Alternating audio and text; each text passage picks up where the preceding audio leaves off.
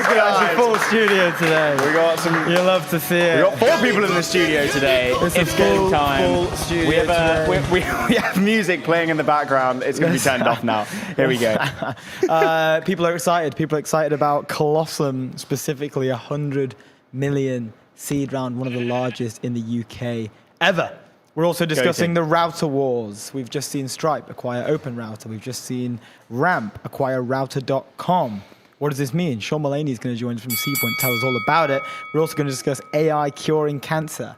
Moderna, their stock is up a lot. They posted results that they'd passed a phase 3 trial for their mRNA drug vaccine. Not sure exactly what it is. mRNA vaccine? But Ruxandra from Stripe is going to come in and tell us all about it anyway, so don't worry about it.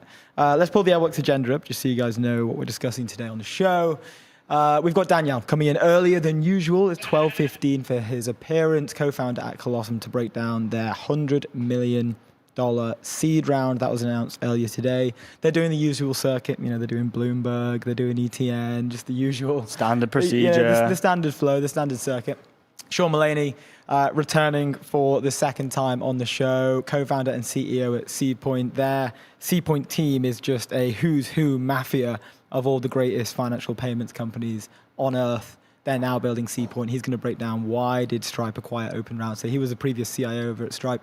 What does it mean? Why they're doing it? Why are Ramp also buying Router.com and now directly competing with Stripe on this premise?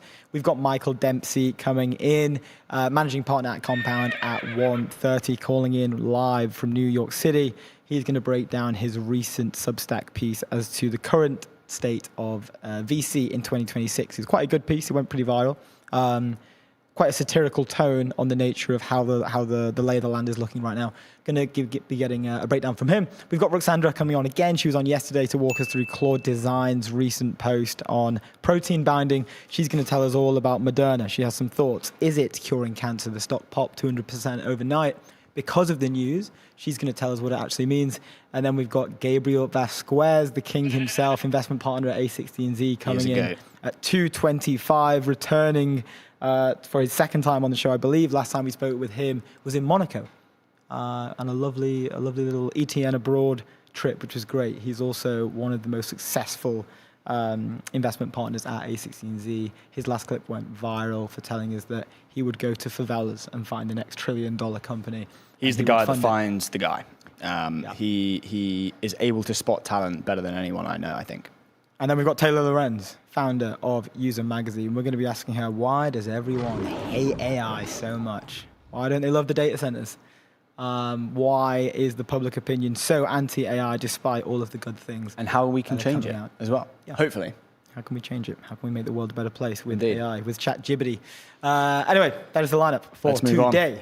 Airworks, leave I did a business banker behind with Airworks, the other one financial platform built for the pace of modern business, multi-currency accounts, expense management, online payments, all on one platform. Go to airworks.com. Legends of the game. Okay, we have 12 minutes before we are joined by the Callosum team. Let's just get into the piece that went out on Bloomberg, give you a little recap. AI startup Callosum has raised $100 million to match tasks to chips. Obviously, we're going to get a breakdown from the founder very shortly, but we thought we'd just educate you guys a little bit. What's going on? What's this raise about? What are we seeing here? Callosum is a startup that makes software to match specific artificial intelligence tasks with different models and chips. It's raised $100 million in early financing from backers, including the UK's public AI fund. Let's go. You know, Kanishka's all over this. You know, James Wise is all over this. I'm pretty sure he's still in New York anyway, but he will be joining us very soon when he gets back. We've already had some back channeling offline. He did NYSE. He messaged me privately to say, I'm just getting the reps in before I come into the arena. Great guy. Love to see it. Our friends at Atomico led the seed financing. Shout out to the Atomico team. They're always doing great work. This includes participation from Plural, DCVC, as well as a significant investment from the UK's 500 million sovereign AI fund. But the valuation hasn't been shared. We just know that they've raised this $100 million round, which is one of the biggest in the UK. We're starting to see these round sizes pick up. I think with David Silver's was the sort of biggest shock to the system. Biggest. Yeah. $1 billion. But 100 mil seed is no easy feat. It is a huge deal, and incredible. From formed in 2025, I think. 2 guys from Cambridge, neuroscientists. They announced a partnership with Cerebrus back in the day, and they're killing it. It's super exciting. And what do they do? It's one of the growing crop of startups offering ways for businesses to cut AI costs. Callosum software can direct particular AI workloads to the models and chips best suited to them, capitalizing on the reality that companies don't always need powerful graphics processors from NVIDIA or expensive frontier AI models for every computing task. It is the day of the cost center. Where Stripe's open rotor acquisition, exactly the same thesis. We're seeing costs and understanding how to actually play the game of what chips do I use, how best can I mitigate costs, and all these acquisitions, all these rounds kind of just show how important that actually is. The demand is going up. But so is the knowledge of how to actually use all of the technology, which is exciting. They want to get more cost efficient. Who are we speaking to? We're speaking to the Atlassian CEO about the transition from token maxing to token thrifting. Yes, I exactly. don't need a frontier model to do my daily stand-up for me. There you go. I just want the one that's going to do it, and I want the best price. Exactly. That's the realm that we're in. Indeed. Danyal, co-founder of Callosum, said, "We will facilitate a bit of a transition of power," he said in an interview, "that gives a lot more leverage to governments because it means they're not concentrating power in a single chip. The startup is laying the foundations for AI that is more capable, affordable, and able to benefit far more people. Kanishka Narayan, the UK AI minister, said in a statement, shout out to Kanishka, Callosum was the first investment disclosed by the UK's sovereign AI fund, which launched in April. The government investor has since taken stakes in British chip designer Olix, which we covered with Kanishka, and AI research lab Ineffable Intelligence, which you just mentioned. In June, the UK unveiled a £1.1 billion investment plan for AI hardware." Amazing. Josephine Kant, head of ventures for the Sovereign AI Fund, said that there's a growing trend of multiple chip and model providers. They make computing more flexible, more efficient, she said. And that's one of the big theses from Danyal, where it's like there isn't going to be a dominant manufacturer. There will be kind of a whole host of them, and knowing how to navigate all of those is what Callosum does. The growth trajectory that this business is on is just is insane. So I'm actually really excited to kind of dive deep into like where they think the scale can get to. Yeah. When we had Alex at DDN on, we're talking. The US is looking at 10 gigawatts by the end of 2030, I think, he was saying. And no, actually, sorry. Let me rephrase that. SpaceX AI alone is looking at 10 gigawatts of compute. And they're able to harness, they make GPUs more efficient, with more GPUs, more data centers being built out. Their, TAM essentially just absolutely skyrockets. Exactly the same thing with what's happening with Callosum. Same kind of infrastructure, but a different way to harness, and at different levels of the stack. And so the tailwinds of these businesses is just absolutely astronomical. Mm-hmm. And so I'm actually really excited to kind of understand how big this thing is, especially in the UK as well. They're UK headquartered, which is great. I think out of King's Cross, and I think King's Cross is being named as the knowledge center. What is that? Something, is that yeah. Something like that. Yeah. I don't know if it's in this. No, it's not. I think it's in one of the articles that we have gone through or we're going through today. The knowledge center. Or the knowledge base or something. Yeah. Huge fan of that. I was like, okay. This, you guys are cooking. This is good. They're cooking. They're proving everyone wrong. I think this might be a good time to pull up Kanishka's video that he posted about us. I know we've had it on the show before, but people called him crazy. People called him crazy when he was talking about UK chips, talking about all the money that's going to be flowing into it. Indeed. I think he's proven him wrong. Let's get this bad boy up again. So I was on ETN the other day, and here's what I said. Yeah, you were. I want chips and drones to be really the leading part of it. And people said, this guy's crazy, he doesn't understand. But here's why I think it's actually really credible. It's because most of the value of AI goes to chips.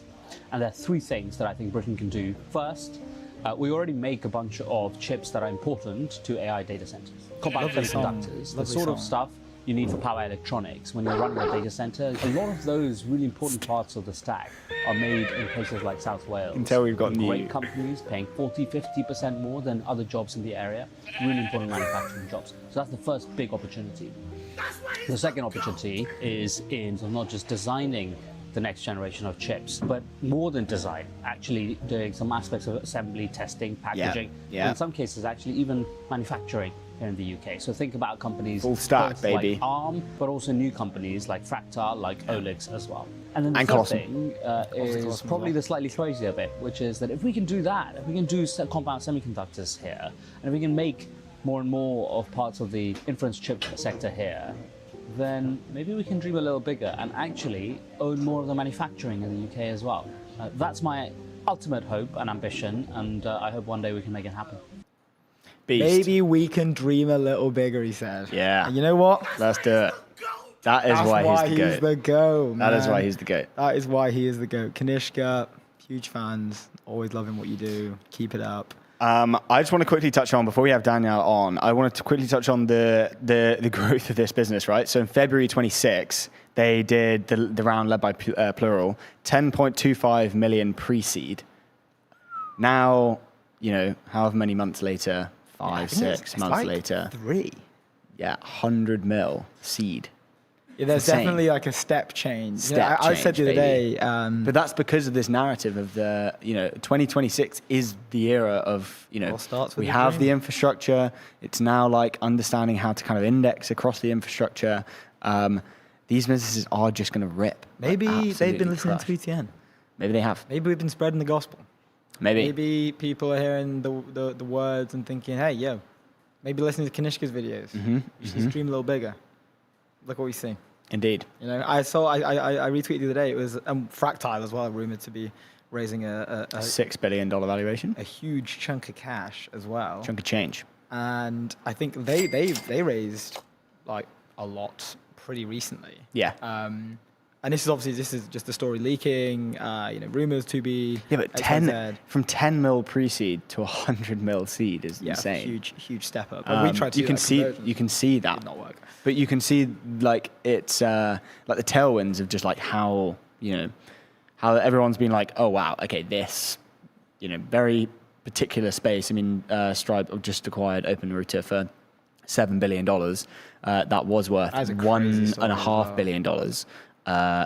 Like 6 months ago. Like I left OpenSea. Yeah. Dead as hell. Yeah, Alex Atala, I think it's Atala. Alex Atala, the founder of OpenRouter, has just had an absolute generational run. Obviously, was in crypto with OpenSea, kind of crashed.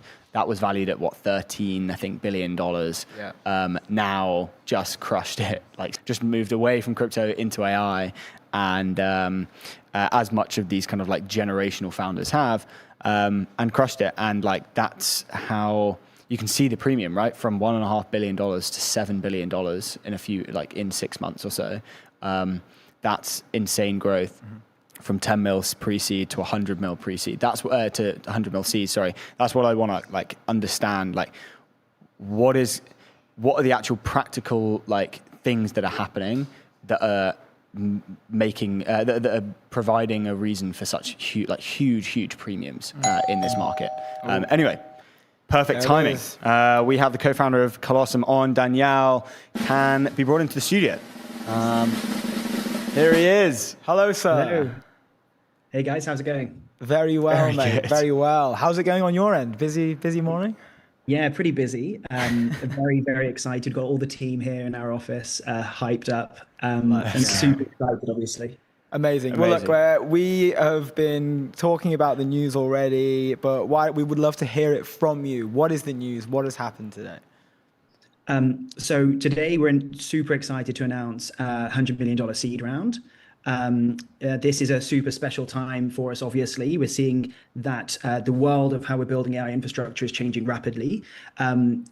ultimately AI is exploding and there is a huge number of new chips that are coming to market. What's really exciting about this is that there's many different specializations of these chips that are being recognized.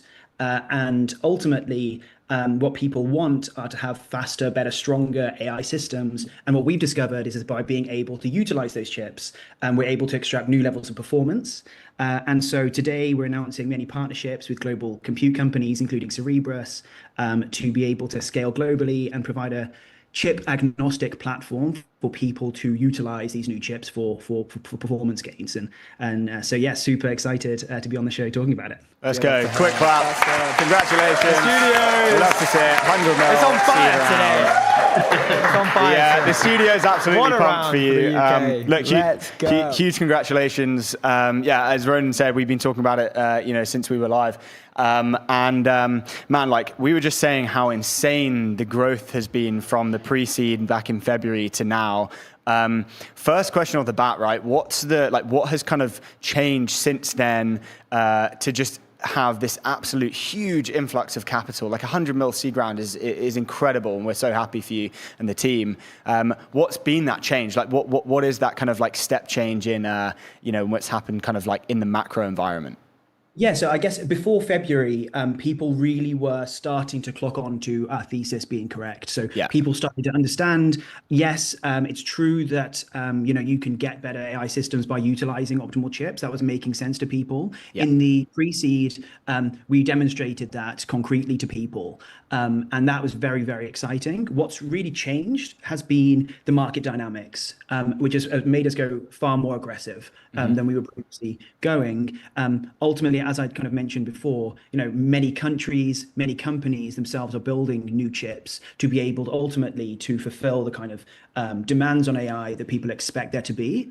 And that's happened a lot quicker than everyone, I think, thought would happen. And what's also amazing, I know you guys were talking about some of the other amazing compute companies who are building out and raising to meet this challenge. These chips are now being recognized to be amazing, but ultimately having their trade-offs and their trade-offs. So some of them, for example, are very fast. Some of them are very kind of cost efficient and energy efficient. And as a result, we've been needed more than ever, ultimately as a platform to be able to integrate over those chips, to be able to be a great partner to those chips. And so I guess one part is kind of the technical aspect of these chips are being built, and there needs to be a great company to plug them in. At the same time, also there's been a huge movement towards sovereignty. So we're the first investment from the UK Sovereign AI Fund, which we're super excited about. And basically every country is now realizing that they need new technological leverage in this era. And how can you do that? Well, one way is being able to increase your options of what kind of compute technologies you're building your infrastructure on. So I guess it's those two cases of sovereignty on those macro changes, and the technology has converged to us realizing that we need to go harder, faster than ever before, which is why we've been pushing so hard. I know you guys said just before I came on about dreaming big. We're massive about that at Callosum. So we're incredibly ambitious here. We think that this is an incredibly important time in building our future. And so that's why we're doing it. Let's go. We love to hear that. Off the back of that, obviously shout out to Kanishka and James Wise over there at Solve AI doing great work. You mentioned the sovereignty piece. We covered extensively like the Europe 2030 article that went out. We had a few people on to discuss that when they released it. A lot of it was like, where do we sit as Europe as a whole, but also the UK? Where do we sit on the global scale? Right? What is our leverage? What is our optionality? And how do we take advantage of that? What is it about the UK, do you think, that has maybe a strategic advantage? Right? We mentioned Fractile earlier. You guys are obviously doing great work here as well. We have ARM. What is it about the UK that is attractive for this kind of stuff? So I guess the first thing is to say that sovereignty means like a lot of things to a lot of people. Sometimes it means a bit more from a macro, from a country perspective, which you're referring to. Sometimes people talk about having, keeping their data so that other companies can't train on their data. I think here you're talking more about, why the UK and like what's the unique benefits that we can be working on in the UK. Well, we have unbelievable talent here in the UK. Basically, I think we're going through a renaissance period of like how we build ambitious technology companies here. I think people are upset in level of stagnation in technological investment that's happened, and that's shifting rapidly. But ultimately, we have unbelievable talent here in the UK, particularly, falling back off like companies like Graphcore previously, obviously Arm, and there's great new chip companies, as you've mentioned, that are coming through, which are kind of concentrating that unbelievable level of talent. And that's something that's incredibly unique. Also, people are willing to move to the UK. Right. So actually, we are hiring people globally to come to Callosum. Some of the world's absolute best from the top technology companies. They will come here. There is a really amazing kind of culture that's emerging, which has I'd say is the taking the benefits of Silicon Valley, but also the benefits of Europe and the UK with that emergingness, and that's something that we're really pushing for. So I guess it's to say that like we have just all of the ingredients of a nation to be able to build super ambitious global companies based in London, which is why we've done it. And I guess to add to that is working on the problems that will give you long-term technological leverage moving forward. How do you do that? And really, Callosum was built on the thesis that ultimately models are fragmenting, so the model layer is fragmenting into different parts. Maybe having a sovereign model is good, but there's actually lots of different models. So what can we work on? Well, can we work on deeper in the stack? So there's obviously great chip companies coming through. Callosum is part of that stack of being able to utilize these new emerging chip companies really, really well in a global way.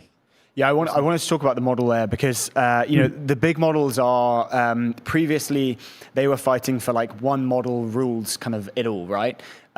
Why is that shift now happening? Obviously, we're seeing kind of open source really gain a ton of momentum.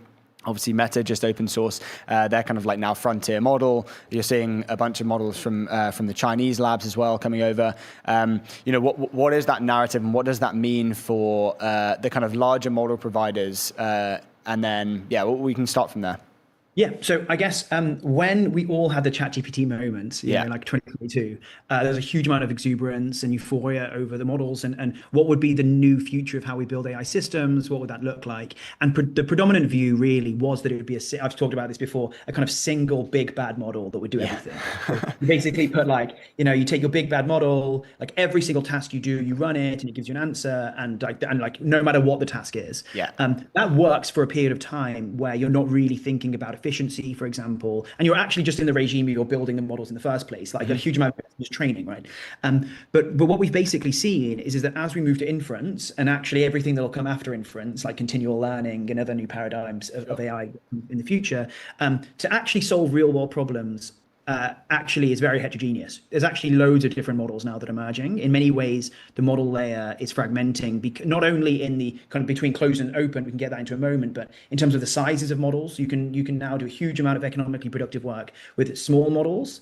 And actually many of the core tasks that people actually need to do may require many different models of different flavors, and that's more of an orchestration problem that, for example, that at Callosum we solve. So it's just to say really that actually we're seeing a huge diversity of models, much more than I think people believed. And you're right, that the kind of gap between open source and frontier models are closing. And it's not to say that those frontier models are not going to be unbelievably valuable. You could argue, for example, that just by being slightly ahead is enough. You don't need to be massively ahead to be able to warrant huge premiums, for example. But I guess to summarize is to say that our view is that the world is best served by a plurality of models. It just so happens that is actually the technological direction that we're moving in anyway. Real productive work that we see is just combining and programming how these models interact is actually what we've released a lot about, and by extension the hardware that you run those models on, and I believe that this is going to continue not only in the kind of LLM era that we're in, but also in the post LLM era, where those LLMs are also going to become heterogeneous themselves, which they're actually already doing. Yeah, really cool. Like many within what you've just said kind of reminds me of sort of the main topics of discussion we've had on the show recently, and kind of this argument where as the economics of the frontier labs kind of maybe from like an enterprise buyer, potentially, let's just say like an enterprise software company that's using them, as the economics start to like per unit of value start to not make too much sense, they're starting to maybe think about, okay, can I just leverage open source to do like X amount of tasks or whatever I'm doing? But then you may have like a specific boutique company that need frontier, or it's kind of binary for them, right? It's like 100%. We need the best or the worst. What are there any recurring themes with the clients that are coming to you? Like, what is the thing that they're most concerned about? Is it becoming price, or is it becoming utility of the model? 100%. So I completely agree with you on that. I think there will be a huge amount of ample space for closed companies that are building bespoke models for bespoke areas versus people that want to value max rather than token max, and maybe be able to do a bit more engineering to use an open source model. We actually focus a lot on that. So, we think there's going to be a wide range of both open and closed. In terms of what people are focusing on right now, it is overwhelmingly cost at the moment. Wow. People, as I said, are in the period of exuberance, exploring what are the capabilities. That's always when there's a new technological advance. You're always going to be excited about what's new and what's possible, and what new markets, what new economies can be built as a result. But when they now consolidate and you start thinking, okay, what is the bottom line of this? You now have to be a lot smarter with how you build your systems. This is actually a lot of what we're doing at Callosum, is really building the science of how you enable heterogeneous intelligence by understanding the tasks that you have to do, breaking those into subtasks, being able to utilize the right intelligence for each of those subtasks where necessary and no more, and being able to operate that on the optimal hardware for those particular tasks. And ultimately, that vision of really kind of vertically integrating that is what is what gets you those better cost economics. There is, however, a group which I think is kind of particular applications. For example, in cybersecurity, we actually released our results with, for example, Helmgard, one of our great partners who are working on frontier cybersecurity defense mechanisms. And for that, you do need things like advanced speed. And how you can do what I'd call advanced speed that open up new applications that wouldn't be possible. And then by dropping the cost, you can actually even do more AI. So for example, like you now drop the cost, you can actually do more of it than would otherwise, and therefore have greater defense. And so actually being faster and cheaper is probably going to be pushing the frontier, so you can do more and you can do it faster. But right now, mainly it's the economics that's important in this current chapter. Yeah, but it's really cool. Also like to then hedge again, or to hedge where it's potentially speed, it's potentially cost for one customer or the other. You kind of have to be able to do all of it, and therefore being pretty flexible with different customers is like the main focus, I assume. Exactly. So the way I kind of think about it is that we've kind of been really focused on models and really focused on tokens. Yeah. The next evolution of this in kind of our collective knowledge of how we think about AI won't be just models and tokens. It'll be problems solved under constraints. It'll say something like, how do I solve this problem under my budget of time, my budget of cost? And you won't actually care what the models are. Like it'll ultimately, under the hood, you don't really care. You just make sure the problems get solved according to your constraints. And I think that's actually just the natural kind of development of how we're going to start thinking about AI. We started back in the day thinking a lot about chips alone. Then people started thinking a lot more about AI and tokens. And I think we're going to start moving towards, how do I solve this problem? Does it get done within this budget? And that's going to be a really cool future. And that's what we're building towards inherently at Callosum. Amazing. Okay, that breaks it down. Let's move on to the seed round a little bit more. What's the plan with the 100 mil? Can you break down what the next 6 months, 12 months kind of looks like for you guys? Yeah, absolutely. So as I've kind of alluded to, we think that the future is ultimately best served by having a company like Callosum that is ultimately very neutral in the compute landscape. If we're right in what I'm saying, actually the company that is able to partner and be a great partner to as many global chip companies as possible and compute technologies is a really, really good one. And that's for the simple reason that we can make the economics of AI better doing this. It means that we can enable a democratization of AI infrastructure globally. So that's our core priority right now is scaling globally to be able to strike new partnerships with as many global companies as possible. So as I'd mentioned, we're super excited to be announcing our flagship partnership with Cerebras, which is amazing, and bringing that optimized capacity to customers. We've also stricken partnerships with the likes of Rebellions in South Korea, building really cost-efficient chips. So in addition to kind of scaling globally, we're also hiring our team and scaling up our teams to be able to fulfill those challenges and to serve customers more and more. Amazing, really cool. I know we're coming towards the end. I have to ask one question. I feel like when we look at even just like the characters on the screen, 100 mil seed round, we connect that with like a UK company. It means a lot more than just the numbers itself, but I think it kind of represents maybe like a step change in the ecosystem. And we're seeing these numbers get bigger and bigger, which I think is a brilliant thing. What is it? We right at the start, we brought up Kanishka's video, and he mentions dream big, and you kind of echoed that thesis as well. What is it about Europe that we need to start doing more of, do you think? Is this dream big type of positioning? Why are we not dreaming bigger and bigger and bigger? I think maybe we've struggled with this as a continent for a little bit.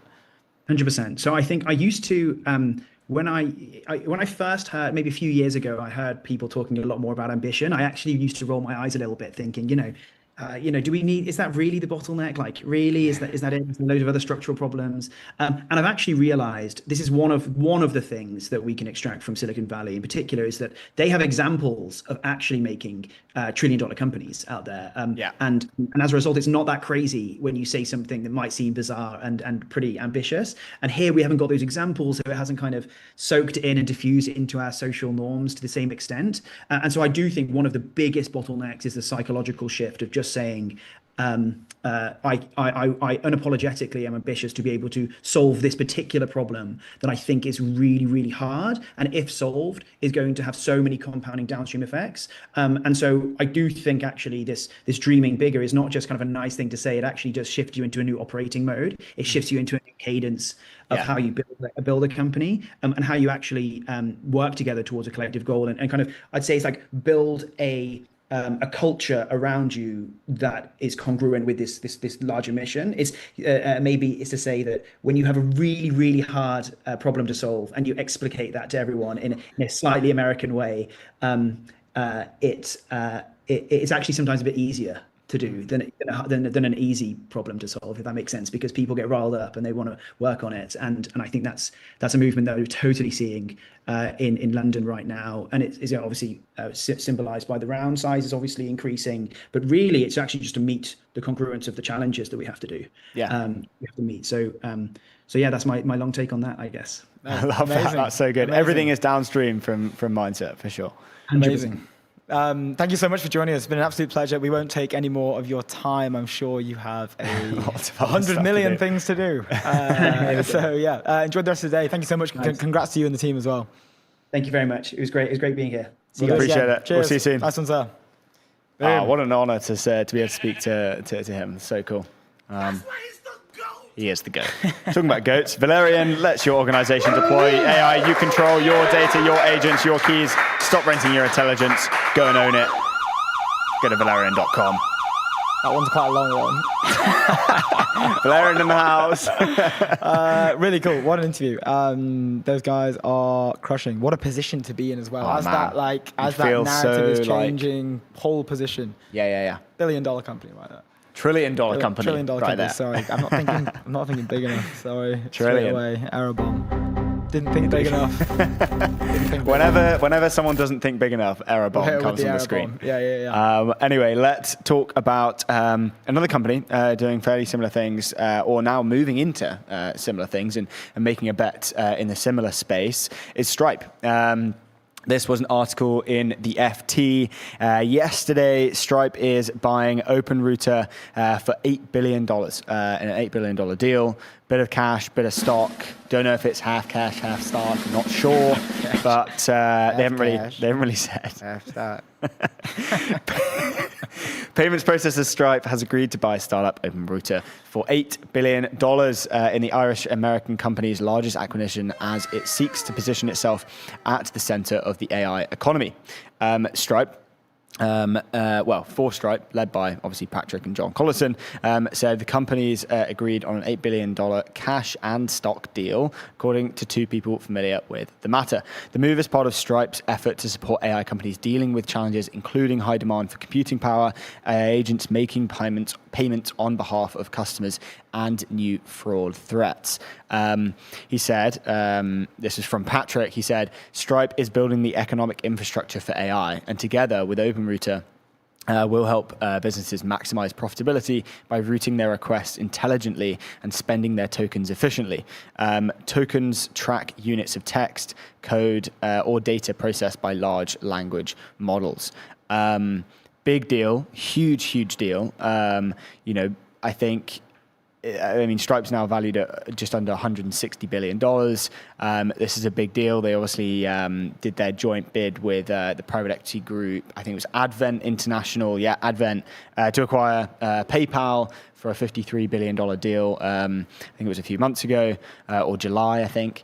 And they are just cooking. They're cooking. They also. This is a very interesting deal. And they've said about the singularity, which we will dive into. We are in it. We were in it from January the 1st. Been in it for ages. Indeed. Been in it for months. Absolutely, months on months. Yeah, he said, when Patrick took the stage at the company's annual conference in April, he declared it's day 119 of the singularity.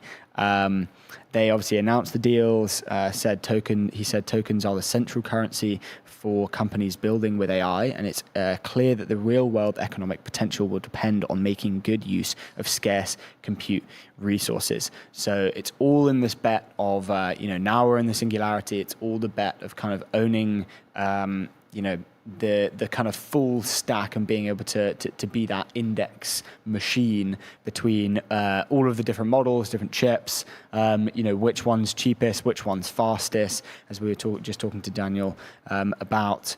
Owning. What I love about the brothers, just quickly, is what I love about Pat and John, the bros, is that they're so curious about things externally to Stripe itself and the business itself. They write such amazing, huge, long form text on X about things completely different to their business, just like hobby projects, right? And they had one of the very philosophical world, really cool, world really cool changing, stuff, but really random stuff as well. Like the architecture in the 1700s, and he's like, I've been studying this for 6 months, and this is what I've come up with. It's like, bro, you're running one of the most valuable private companies in the world, as well as doing everything else. Was it 0.5% of the global GDP? What's their stat? Yeah, something like that. Yeah. I think runs through Stripe. Yeah. And they have that internally on a large dashboard. I think it's on their website as well. Indeed, they do. But they famously wrote an amazing thread on.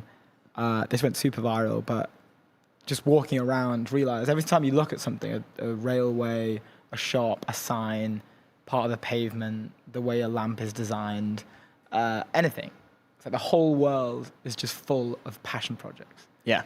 The author of that thing, whatever it is come from a hobbyist, someone who's interested in that thing and has crafted it to the best of their ability and has spent hours manning that craft, right? Like even this table or this microphone or the setup we have here. And I thought that was such a cool piece. He's like, the universe is just a museum of hobbies. Yeah. Which is such a cool thing. There's no one else doing it like that. There's no one else doing it like that out there. Yeah, they are very philosophical, and they're so good at, and they're by being philosophical, they understand what the next kind of frontier is and how they can kind of tap into that. Like a payments infrastructure company buying something like an open router is from an outsider would seem like a really interestingly strange move. But owning OpenRouter kind of allows Stripe to have a way to profit directly from the business spend of more spend from businesses into AI, and therefore they're able to kind of have two stacks of top of revenue generates from processing the actual payment, and then also business spend with AI. So they're kind of now just doing this two-pronged approach, and really kind of deepening their roots into AI, which is great. I did want to touch on Alex Atala. Yes, let's do it. Absolute nut story. This is crazy. In the Wall Street Journal.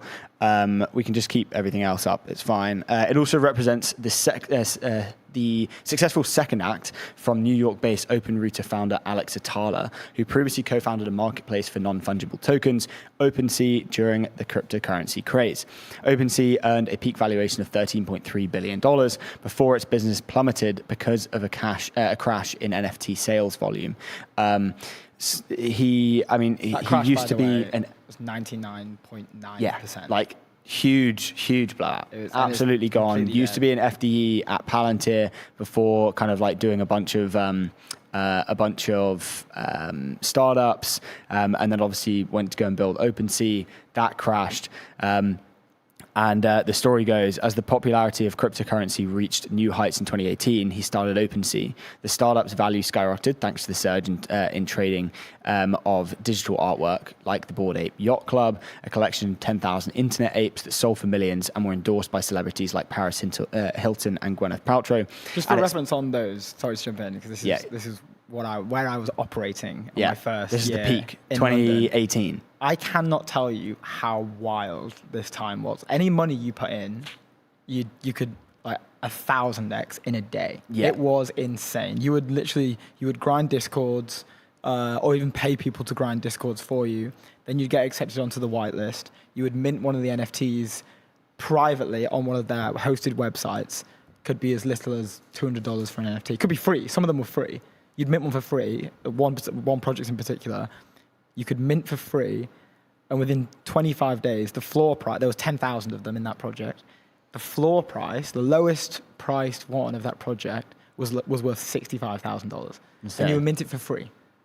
There was a limit of 5 per person. Yeah. And you can just go on OpenSea and buy a load of other ones. Yeah. So like you could literally make hundreds of millions. That's what OSF, the guy we had on from Rec Drinks, he got drunk one night and spent 40 grand on like 50 Bored Apes when they were a lot cheaper than at their peak, and turned his 40 grand turned into a portfolio of like 150 million. Who was that guy that we also had on who was like, I made like 150 grand in a night once, and I just checked it when I woke up. It may have been him. No, it wasn't him. It was he was the Australian guy, and he was saying like, I bought it. And then I think it was definitely pre-relaunch. And he was like, I bought it at 6 p.m.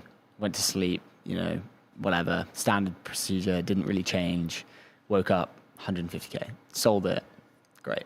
It was insane. It was the most insane time, and we started to see like Snoop Dogg coming in, Justin Bieber coming in. They were all buying Bored Apes. As soon as one of those individuals bought one, the price would just, because everyone knows, because like how we have like X Twitter or X like VC Twitter or VC or Tech Twitter or what. There was obviously like crypto Twitter.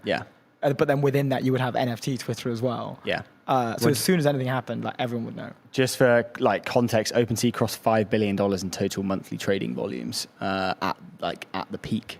Which is insane. There was meetups. There was people dressing up as their NFTs, like the Bored Apes. Like the Bored Apes was obviously the biggest one, but the people would paint themselves in different colors of their apes and dress up as their apes, and then go to ape-themed parties where you could only get in if you had a Bored Ape. So like for you, like your average Joe who just bought one on the minting session for like $500. They would be able to go, and like Justin Bieber might be there. So it's like for them, it's like a huge. That's kind of like a huge deal, huge thing. But now they're worth nothing. But. Well, it goes on to say, but amid the crypto collapse in 2022, NFT sales volumes dived and never recovered as investors soured on the assets. Alex Atala, then started in 2023. Then started OpenRouter with Chris Clark and Louis Vici. OpenAI had recently launched ChatGPT, and Anthropic had just announced its first large language model. As his startup grew, Atala began referring to OpenRouter as the Stripe of AI, which is so cool. And then the startup rose as much of Silicon Valley was betting that OpenAI and Anthropic would dominate the market. OpenRouter had the opposite view, that no single model would win, and developers would increasingly use many of them for different tasks. That bet has now paid off as a wider range of models have gained traction, including cheaper Chinese offerings like Moonshot AI's Kimi K3, and as businesses look to rein in AI costs. So they've now just, I want to try and find how much they were. Yeah, so earlier in the year, OpenRouter, a company with 90 employees that helps developers cut costs by steering their requests to a variety of AI models, Stripe paid more than $7 billion for the company, which had been valued at $1.3 billion earlier this year.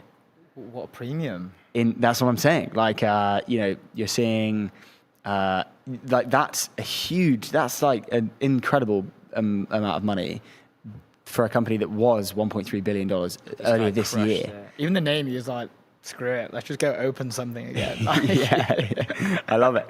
And obviously you see that with Callosum as well, kind of, in a similar space, and absolutely just crushed. Their growth is insane as well. February, 10 mil pre-seed. August, 100 mil seed. The growth is just absolutely mind-blowing. But yeah, there was an Axios article about it, which is really, really cool. But let's dive into the investment letter from the Stripe co-founders. Essentially, this was basically launched by an Axios reporter called Dan Premack. He said, "Scoop. Stripe tells investors that the singularity has begun, and also shares some first half performance data." I'm just going to go back to Andrew Curran. He said, "Stripe sent a letter to investors this morning saying they believe the singularity has begun, and we passed the threshold on January 1st, 2026." This is an expert from the letter. We're not going to pull up the whole letter, but it says, "The singularity, it's a fuzzy and perhaps already overworked term, but we decided that January 1st marked the beginning of the singularity, and we have since been operating on that basis. The singularity is often invoked alongside Mullerian forecasts, but in our case, we simply saw a large inflection in long-run trends, for example, a huge increase in the rate of new firm creation, and we decided that we ought to take the phase change seriously." Essentially, we're in the singularity. We've been in it for a while. We're back. We're marching into the singularity. We're marching in.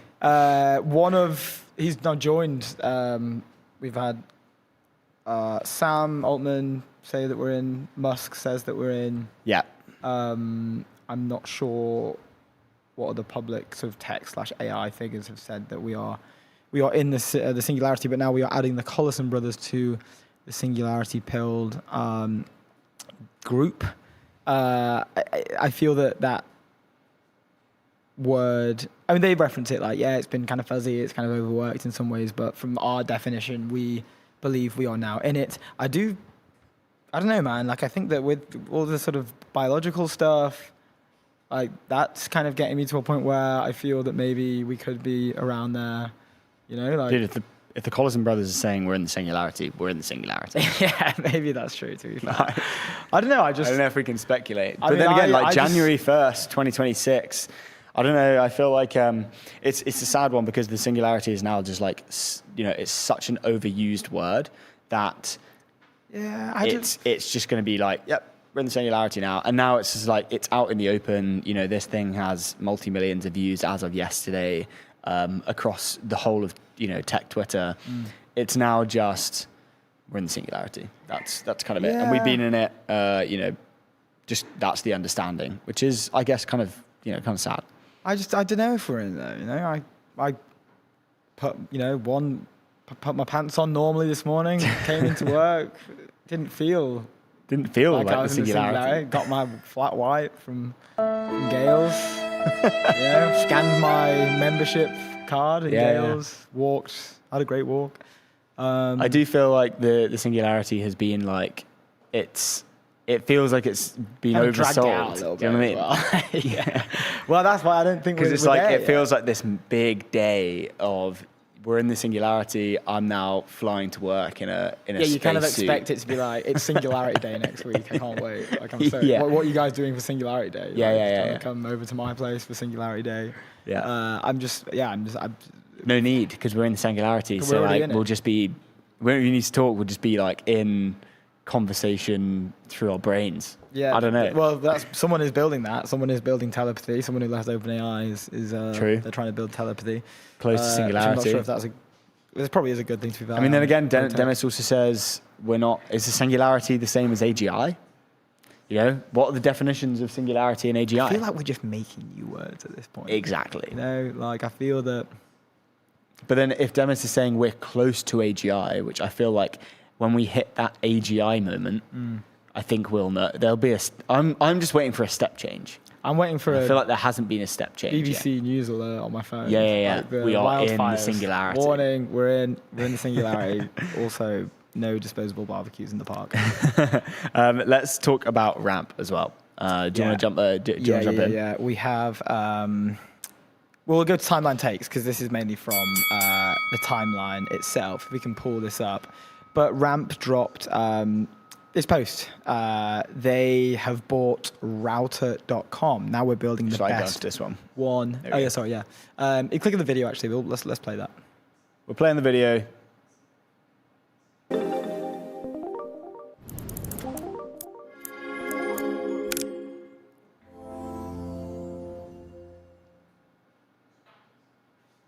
Feels singularity.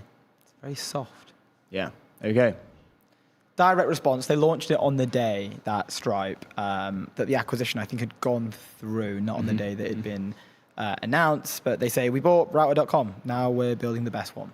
Our customers buy quadrillions of tokens every month through Ramp, and we've run our own AI on this router for 3 years to keep costs down. Today it's yours at Router.com. So this is a direct. There's no other way to receive this news as Ramp we are versus Stripe. Directly competing within this specific vertical with Stripe, which is a great thing because more competition is just better. We'll just see better products. 100%. Yeah. Competition is good.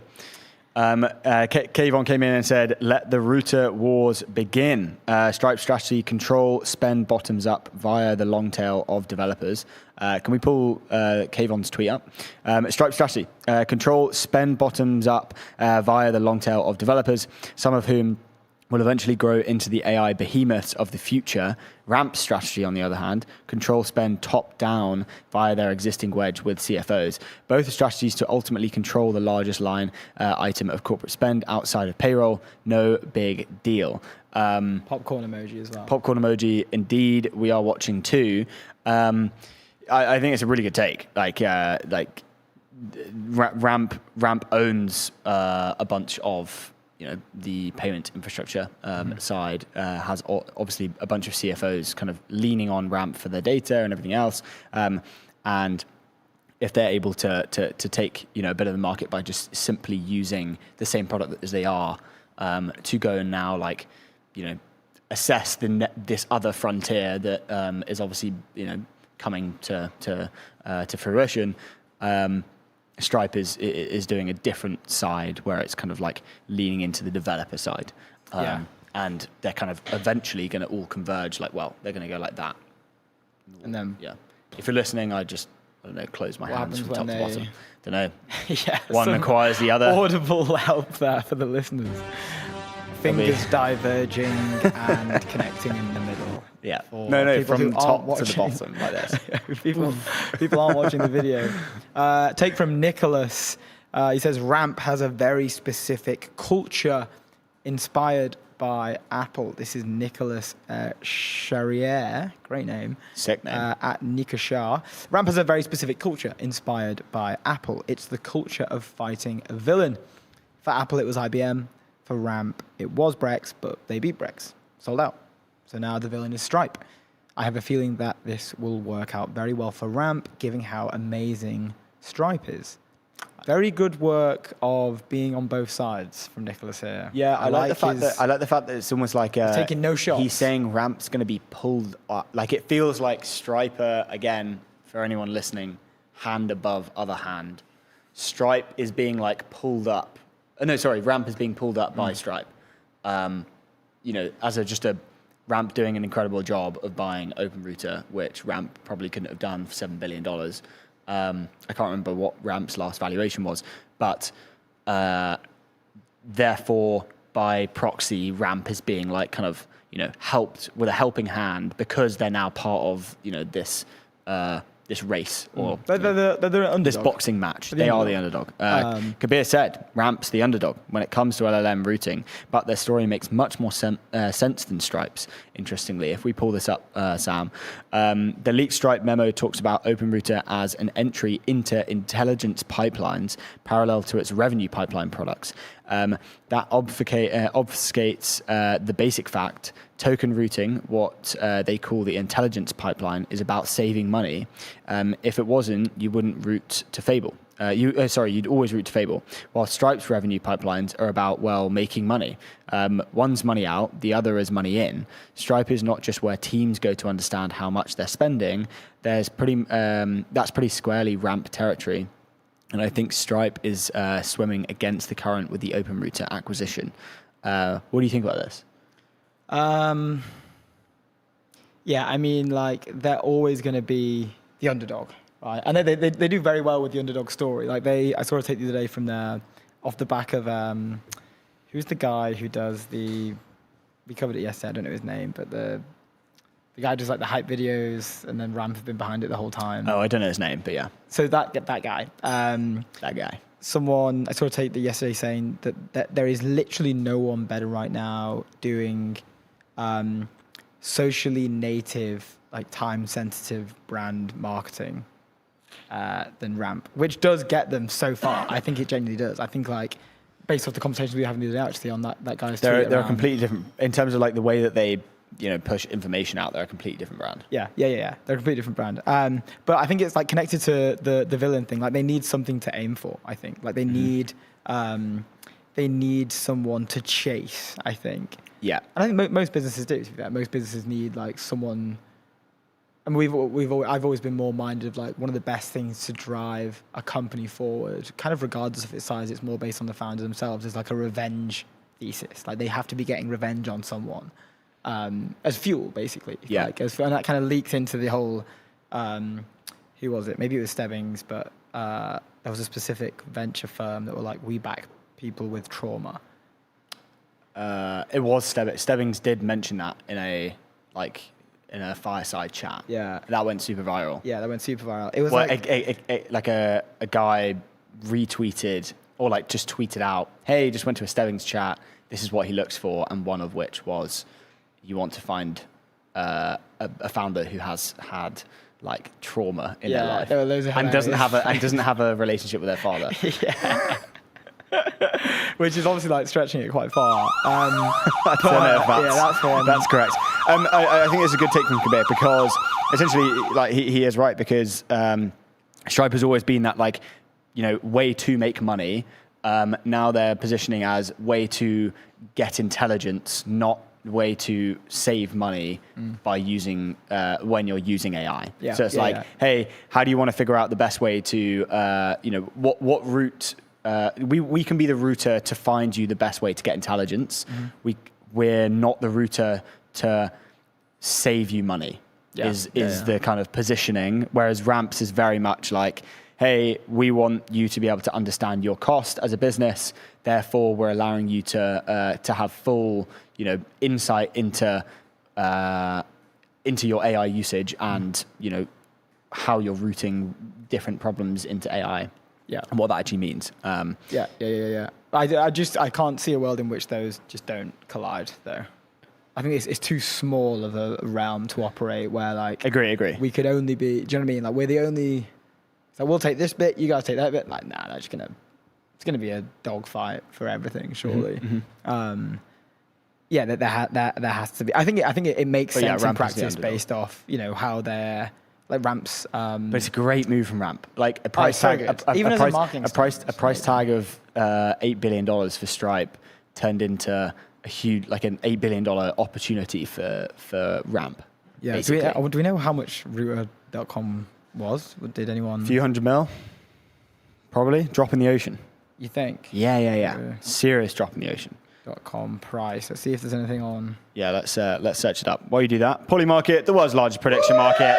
Stay informed and profit from your knowledge. Go to polymarket.com. Profit from that knowledge. Profit from it. I'm trying to find the Router.com price. How much is Router.com domain price?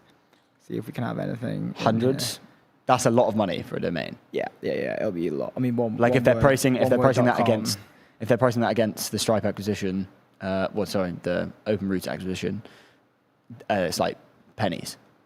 Yeah, I'm trying to think. How much was friend.com? How much did Avi pay for friend.com? I think it was something pretty insane. Yeah, it's pretty close to 100, I think. Friend. Nah, it can't be 100. No, it was like a couple mil. It was like 1.5 mil, I think. Oh. Purchase. I think router.com will probably be around that as well. Yeah, he spent $1.8 million on friend.com, and he raised like 2.5 or something. I remember when this story was going crazy viral. But like, there are arguments that the marketing alone, the campaign, because that was global, that ended up being global news because of how ridiculous it was. People who weren't in tech were like, "Who's this guy that's just spent all this money on the domain?" So I mean, you can argue whether that would be worth it or not, right? Like, but for say it was $2 million to buy router.com, it's like tiny price tag. Like, for nothing for them. Yeah, literally. But in the context of everything that's going on and being pulled into the competition with Stripe, that's like such a good deal. And it's already done them a great job, right? I don't know how many views that tweet got, but I'm assuming it did quite a few. I assume it did incredibly well. We can check. So like from Ramp, it did 500K, and then from Viral, it did 885K. So organic, nearly 1 million organic. There'll be 1 million by the end of today, probably, completely organically. And there are startups that would pay. And it was trending, so let's just go like 10 mil throughout the day. For just generally, probably maybe not 10, 5 mil, like generally. Oh, impressions wise. Oh yeah. Oh mate, yeah, could be 10 mil. 10. Yeah. I think so. There you go. I think so for sure. Before we have our next guest on, Framer, build better sites faster. The all-in-one platform where enterprise teams design, build, and ship production-ready websites. No dev handoff, no bottlenecks, no creative compromises. Go to framer.com/ETN. Legends of the game. We have Sean coming up next. Sean Mullaney over there at Seapoint, going to break down everything that we've just been breaking down, but probably a lot better. He used to work at Stripe, so this is exactly in his wheelhouse. We've had Sean on the show before. Seapoint have been amazing partners to ETN for a while, since the start, actually, and we're forever grateful to those guys and the amazing team that they have over there. So it's going to be a fun one. When was the last time I had Sean on? It was when they did their... Not that recently. Seed round. Was it this year? Not relaunch, but I think this year. Yeah. When they did their seed round, I'm pretty sure. Okay. And we were chatting last night. We had a friend here in the studio afterwards, and I can't remember how Seapoint came up, but he was at a Seapoint event recently. Yeah. And then he's like, "What? You guys use Seapoint as well?" Yeah. Yeah. He was using Seapoint. I was like, let's go. Yeah. I was gassed. I didn't know he used Seapoint. I spend way too much time on Seapoint. Yeah. I didn't know he used Seapoint. But yeah, he was at the Seapoint event. There you go. We'll have to tell Sean. Yeah, we'll have to head down there next time. We've just got word that Sean is in the waiting room. We can bring him in, onto the show. Talk about Stripe. And let's get into this router business. What does it all mean? Sean, welcome back, sir. Hey guys, it's great to be back. Thanks for having me on again. No, a pleasure. We were just saying, it was funny, we had someone in the studio yesterday after we stopped filming, and they just mentioned, they kind of slipped it in there that they were using Seapoint, of which Luke blew up instantly because he was like, "We use Seapoint." And they had a nice... We were Seapoint buddies. They were Seapoint buddies, they were bonding. Fantastic. I think I love more than Seapoint customers. Sean, thank you for joining us. I know your time is incredibly valuable. We were just discussing the router wars, we're calling it. Stripe have acquired OpenRouter. Ramp have bought router.com and seem to now be directly competing, I think is a fair word, in this small vertical. What is happening? Why would Stripe buy an OpenRouter? Yeah. Well, firstly, the Stripe acquisition makes a ton of sense, and not for the kind of complex reasons I think that are out there on the internet at the moment. What you have to realize about Stripe is that they created an incredible developer experience where you could take like a single API and they abstracted away all of the complexities of like 120 different payment methods all over the world. And when I was at Stripe, my team and I used to build these local payment methods in Europe, and we'd have to go country by country, do partnership deals, do the engineering, integration, testing, security, fund clearance through every single payment method in every country in Europe. And then we'd have to figure out how to actually integrate it into this one clean API. And so what it meant is if you were a developer or a business, you could just sign up, get one API, one checkout, and you could sell globally. And what Stripe would do, and it's part of the genius of why people buy Stripe, is they would route your transaction, your customer, to the payment method that was going to convert at the highest rate with the best fraud rates and the best cost. And it meant that merchants and developers were making more money because people were converting at a higher rate. So it really was a router for payments where they were optimizing for shopper conversion. Okay, interesting. And now, the movement into Open Router, the acquisition and routing for AI models and making sure that businesses are able to find the cheapest and the best AI models to use. It's like a natural evolution of the business. Can you talk to us about like what that means for the Stripe business overall? Do you think this is like completely a step in a different direction to what they've been doing? Like how do they kind of, what does that actually look like? Is it hugely intertwined? I don't know. Yeah, I mean, first of all, it makes a lot more sense for Stripe than it does for Ramp because Stripe have always sold to developers. They've been like the gold standard for developer APIs and developer experiences, and they're just universally loved by developers.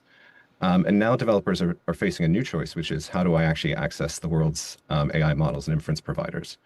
And it's the same structural work that Stripe had to do with payments. OpenRouter have to go to every single model provider, every single inference provider, do a partnership agreement, integrate with them, figure out how to clear funds, and then how to route people's queries to the model with the best intelligence at the best cost, best performance. But they also have to figure out how to do this at an enormous scale. Yeah. So, Stripe's kind of like Black Friday transactions, they operate at an enormous scale, very low latency, and like 4 to 5 nines uptime. And that's what OpenRouter have to provide if they're going to be the enterprise AI router. So structurally, Stripe is just like, it's in their DNA how to build this business. It's the exact same customer base that love their product today. It's the same buyer. So it's very natural for those developers who love Stripe, companies that use them today, to add inference routing on top of payment routing. Sure. And then can we talk about the price as well? Because, we were talking about how OpenRouter was valued at just over $1 billion, towards the beginning of the year. And this acquisition is $8 billion, obviously a little bit of equity, a little bit of cash as well. We don't actually know the split, but like, what does the insane kind of premium it looks like for buying the OpenRouter business? What does that kind of mean? What does that kind of signal? Yeah, I mean, it's insane if you look at it from the 1 to 7 in the time period. But actually, Stripe are buying the category leader for AI inference routing. OpenRouter is by clear the winner in this market, and that means a huge amount. Whoever is providing the enterprise kind of intelligence routing and developer experience is going to have enormous leverage to be able to add tons of adjacent products and really to be able to provide a premium. Stripe is a premium product because they abstract away all this complexity and they are able to provide a higher performance. And so I think if OpenRouter continues to be the category leader for developers, it's going to be an absolutely enormous market with a lot of margin to be made for the folks who remove the complexity and provide the highest performance across the whole ecosystem of models and inference providers. So yeah, $7 billion doesn't sound too bad when you think about it in the way of category leadership in this industry. Yeah, definitely. And then in terms of the Stripe, the Ramp kind of like acquisition of Router.com, do you feel like they're being called the underdog in this race in terms of like a narrative position? Great, because you're being kind of pitted against Stripe. So you're now, they've kind of won against Brex. They're now kind of being pitted against Stripe, and they're in that race. What do you think this means for a business like Ramp? Do you feel like they have, a dog in the fight? Like, what's the... Well, it's actually really interesting because Ramp rely on Stripe for a lot of their card issuing and card products as well. So they're huge partners together as well. The thing that I think makes least amount of sense about the Ramp acquisition is, the Ramp router is their primary persona they sell into is finance executives and finance teams. Yeah. Whereas they don't have a big developer base to sell into. So this is like a new buying persona, a new market for them, which is always very difficult to pull off. I remember at Stripe, when we were selling into developers, the developers would be buying Stripe at a very high rate. They just had a huge following, huge brand loyalty. The finance team weren't in a position often to be able to dictate what tools developers would use inside the company.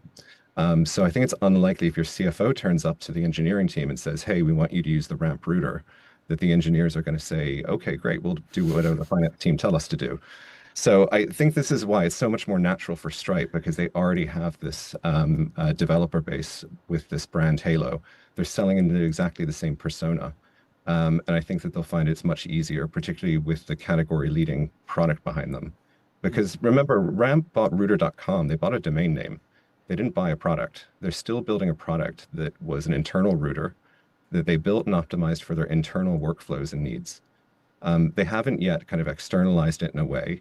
And looking at the whole workloads, prompts, and optimizations for the entire industry is a very different thing. And it's going to take time and experience for their routing algorithm to catch up. Yeah. Interesting. Like holistically, when we look at this space now, we mentioned it earlier, but the Callosum brothers had mentioned in an open letter to the company that we've been in the singularity since January, like incredibly AI pilled, and it looks to me like they're trying to as much as they can, like removing how strategic this acquisition is, and as you say, it's incredibly strategic. It makes a lot of sense for them, but this shift towards being, not just like an AI-pilled company, but basically a full-blown AI company. And I'm not saying that they haven't been doing that already, but this was a very big signal to the market to sort of position themselves as such. Is this a trend you think we're going to see continue? Like maybe some larger players acquiring some other guys instead of building their own tools, let's just go and buy the guys that are doing it already and absorb them and Look, I think what a lot of people are looking at the moment is, the narrative in the market. So, for Stripe or Ramp, they're both in the financial services industry. Their valuations are probably more pegged to financial services companies. And I think if they can add a layer of AI narrative on top of their business story, it's going to look very good from an investor perspective. And hopefully they'll start to get some of that AI kind of valuation premium for their business. So I think a lot of people are looking at how they can add some kind of AI product to their product suite to be able to kind of really kind of flesh out the narrative that they're not just like a payments company anymore, and now they're an AI company. And so I imagine that's going to be very good for shareholders and fundraising in the future. Yeah, for sure. Then speaking of that, this is a recurring topic that we've been covering extensively, to be honest. We had the Callosum founder on this morning with the 100 mil seed round, and a lot of that conversation was around a shift towards I don't need the best capable thing, becoming more cost conscious, maybe like the unit economics of frontier AI compared with like the utility I get back per unit of value is starting to get to a point where like maybe I should just switch model, and which is obviously connected to the open round stuff. But you being the co-founder and CEO at Seapoint and your background at Stripe, you probably have a lot of conversations around what are enterprise buyers and customers thinking right now today in terms of like, are they getting more cost conscious? Are we seeing any trends? Maybe are people trying to what's top of mind for people that you speak with at the moment? I think that the OpenRouter, we use it extensively at Seapoint, and the value that we get out of OpenRouter is we have a bunch of AI workflows, we have eval data sets, and we're trying to create the highest performance. So what we do is we would take OpenRouter and we would run an auto research using kind of Claude as an orchestrator. And it would go and do like 100, 200 A/B tests and experiments, and it would try 50, 60 different models. And it would go and try to construct the best combination of models for each task. And what we found is that when we moved from a single model doing all of this to be able to actually try this on 50 or 60 different models, that actually there were a bunch of models that performed better for the tasks, particularly some of the more straightforward tasks. We moved a bunch of our workflow to Gemini Flash because OpenRouter went and did a huge arena experiment where it tried everything. And this came back as the highest performance, but also better cost and speed. So I think what a lot of people are going to be using OpenRouter for is really trying to take their research and build AI products that gets the best performance for each task at cost and speed. And being able to try 50 to 100 models with a single API key and a single billing platform is very powerful for that.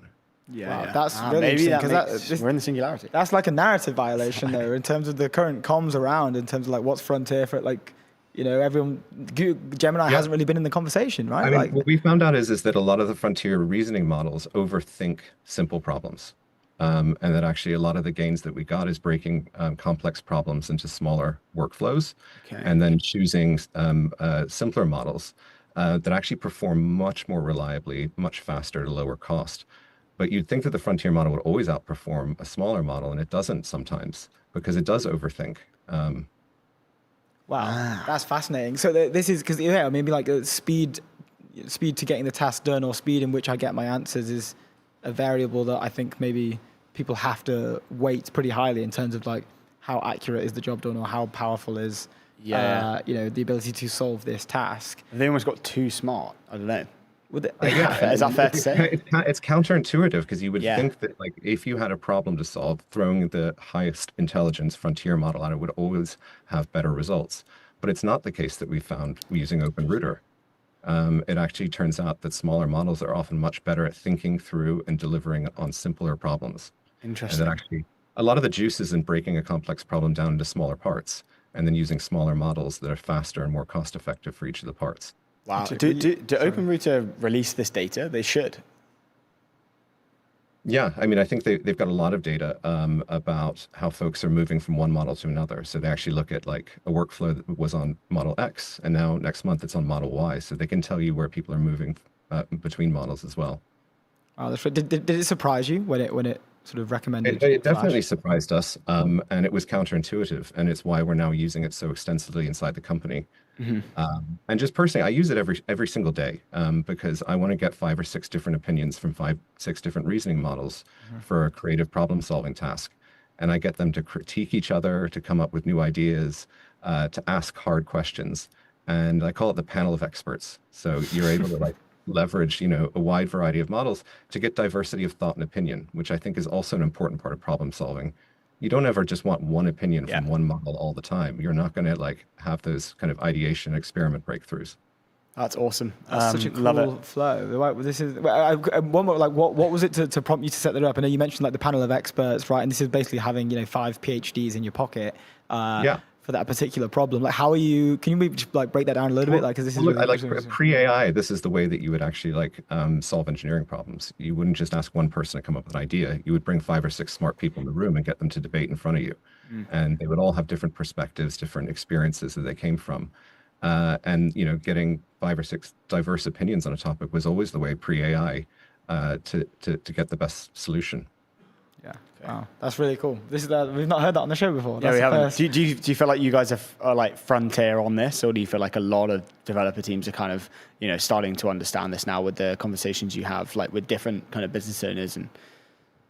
And I do think leveraging OpenRouter for multi-model problem solving is still something that's on the kind of like frontier what people are doing. I think a lot of folks. They jumped into Claude at the end of last year, start of this year, and most teams I speak to are still single model. But I think, like everything, this is going to become much more common. I think the future is a world with an enormous number of models, and that we're going to be able to leverage them to get a much better diversity of thought, opinion, and solve problems better. So I don't believe in this duopoly world where there will only be 2 players in the intelligence game. Yeah. Wow. Look, so fascinating. Cool. We haven't really talked about Seapoint. I'd love to get a temp check if you have time. How is it all going over there? Oh, it's great. And we were on the show in April. We closed our seed round, and we've been launched to the public. So any founder from pre-seed to Series A can come and sign up on the website. We'd love to talk to you. We're solving, we're the financial home for startups. So we're solving the entire all-in-one finance platform for you to run your business. And it's going super well. Like the velocity at which we're building is insane. We've gone full AI development from day one, and the speed in which we're shipping features, executing, helping customers. I've just never seen it before, and I've been in the engineering space for a long time. It's just incredible what you can do these days when you lean into kind of an AI-first software development, product development process. Yeah. Well, I can see the shipping. It's cool. I remember when we spoke last, because I think I asked a question, is like, what made you get back in the trenches? And this was like relatively early. Yeah, you did. In the Seapoint journey. Where would love to know like how, because how are the trenches? We are running over a little bit, if it's okay, Sean. Yeah, of course. How because that was not, you guys were in stealth for quite a while before, I think, publicly releasing, and that was like a little bit into your journey then. But I think we've seen like massive acceleration in the model capabilities even since we spoke, right? Like, I'd love to know, even comparing, you know, that period to now, how fast are things changing? But like, it's good to get your take from a utility perspective. Like, yes, we can look at the benchmarks and see that they're going up, and everyone's like, this model's better than that model. But like, how is it changing internally at the company? So we've done a lot of investment in the last 6 months. It's been a huge change in the velocity. The level of autonomy in terms of engineering development and velocity has been huge. So at the start of the year, we would have engineers who were basically co-piloting with Claude and building features. We built a whole pipeline where now agents are taking product features, scoping them out, speccing them, like, you know, drilling them into smaller, different projects, and we have engineering agents shipping code.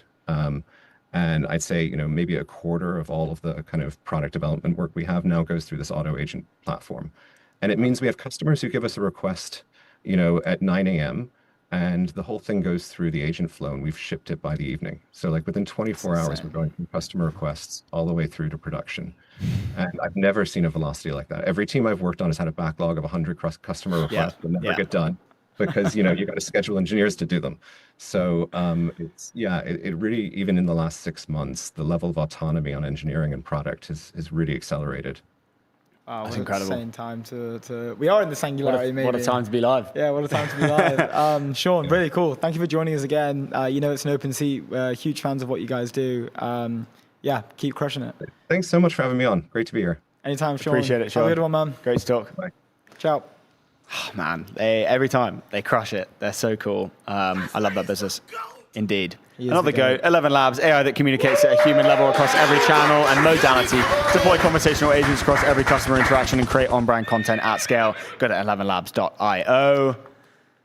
Boom. Next good on businesses. the show, we have Michael Dempsey. Michael coming on to talk about his slightly satirical, but a reflection as to what is the 2026 VC landscape looking like today. Indeed. But we have 10 minutes. We do. Let's talk about OpenAI and the CFO, Sarah Fryer, telling employees that they will be public. There will be a public company in 2027 or sooner. There was a CNBC article that was released. We've never done a CNBC article, so let's pull up the first one. Rare CNBC release for the ETN show. Indeed. CNBC reported OpenAI CFO Sarah Fryer told employees during an all-hands meeting on Wednesday that the artificial intelligence lab will be a public company in 2027, but that it could make its public market debut sooner if, and I quote, our business continues to inflect. This is a quote from Fryer. She said, "The IPO is not a finish line; it is a milestone." Another fundraise. Fryer told employees, according to two sources familiar with her comments, who asked to remain anonymous because they were not authorized to speak publicly. We raised $122 billion in March, she said, and that gives us flexibility. There we go. OpenAI confidentially filed its IPO prospectus with the Securities and Exchange Commission in June, but it has not publicly disclosed when it plans to debut. The company's chief rival, Anthropic, has also confidentially filed its prospectus with regulators, and it's been holding early meetings to test the waters with potential investors, as CNBC previously reported. As you know, she said, we are confidentially under file, and Anthropic is also under file. There is a chance they pull the cover off that confidential file in the coming weeks and become public in September. That's okay. We are running our own race, Fryer said, according to The People. Now, this was super interesting because obviously they,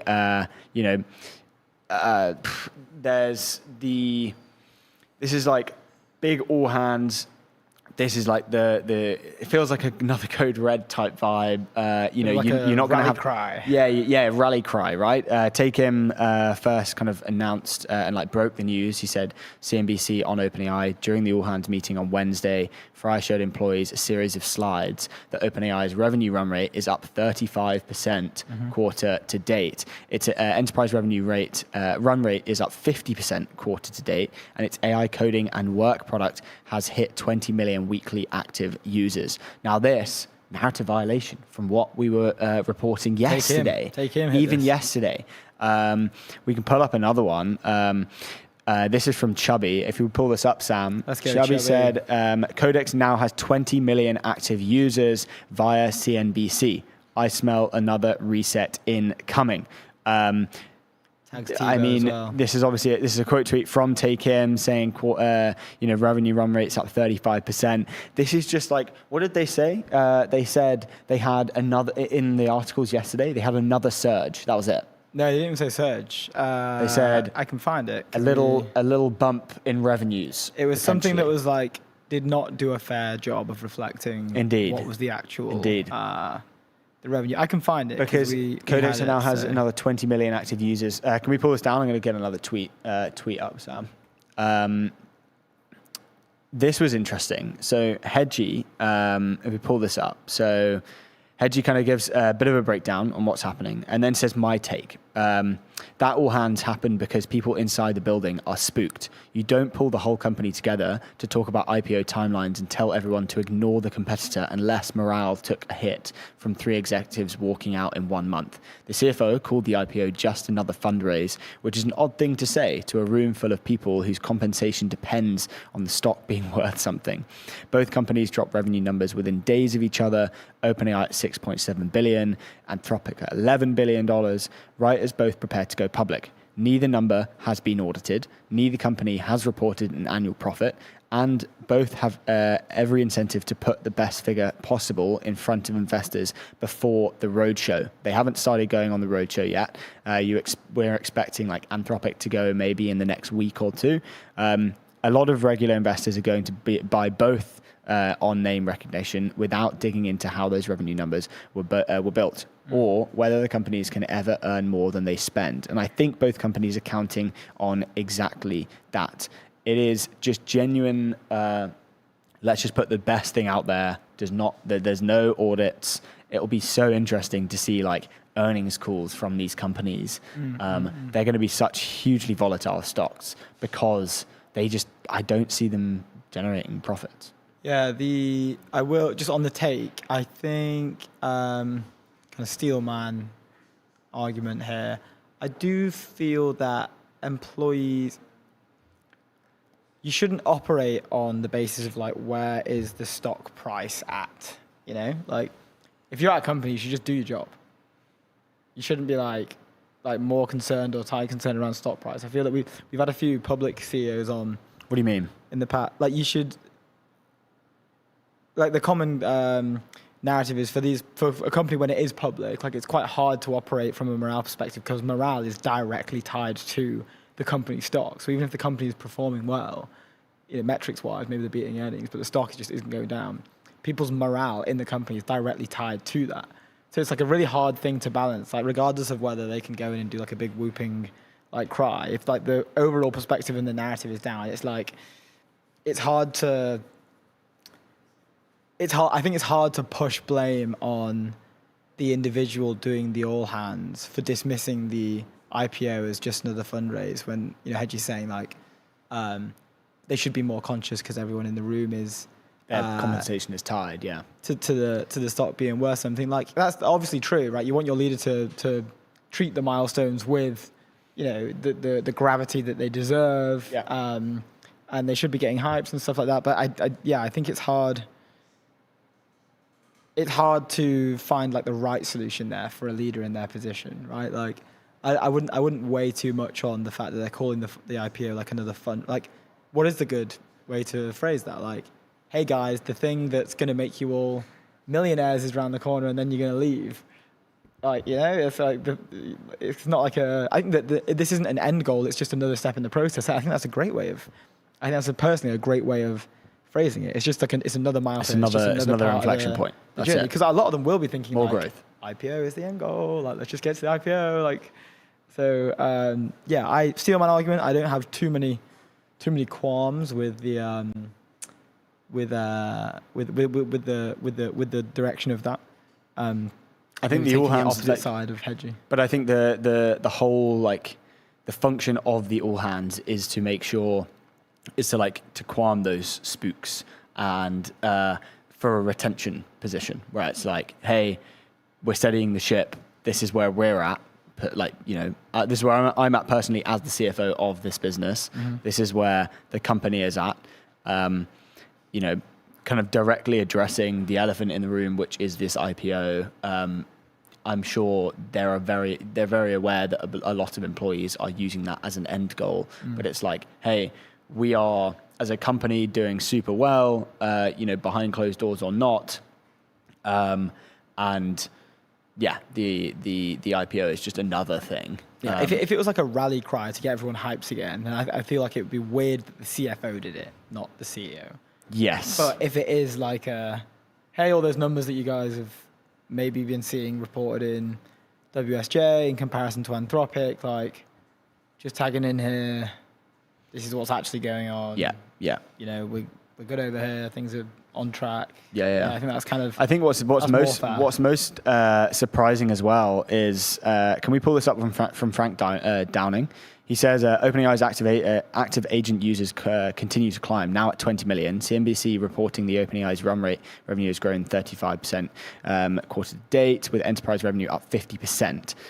I mean, look at this steep curve as soon as they released, and like I expect this to rally again. I'm gonna go like to, I don't know, it's gonna rally again when they release Astra.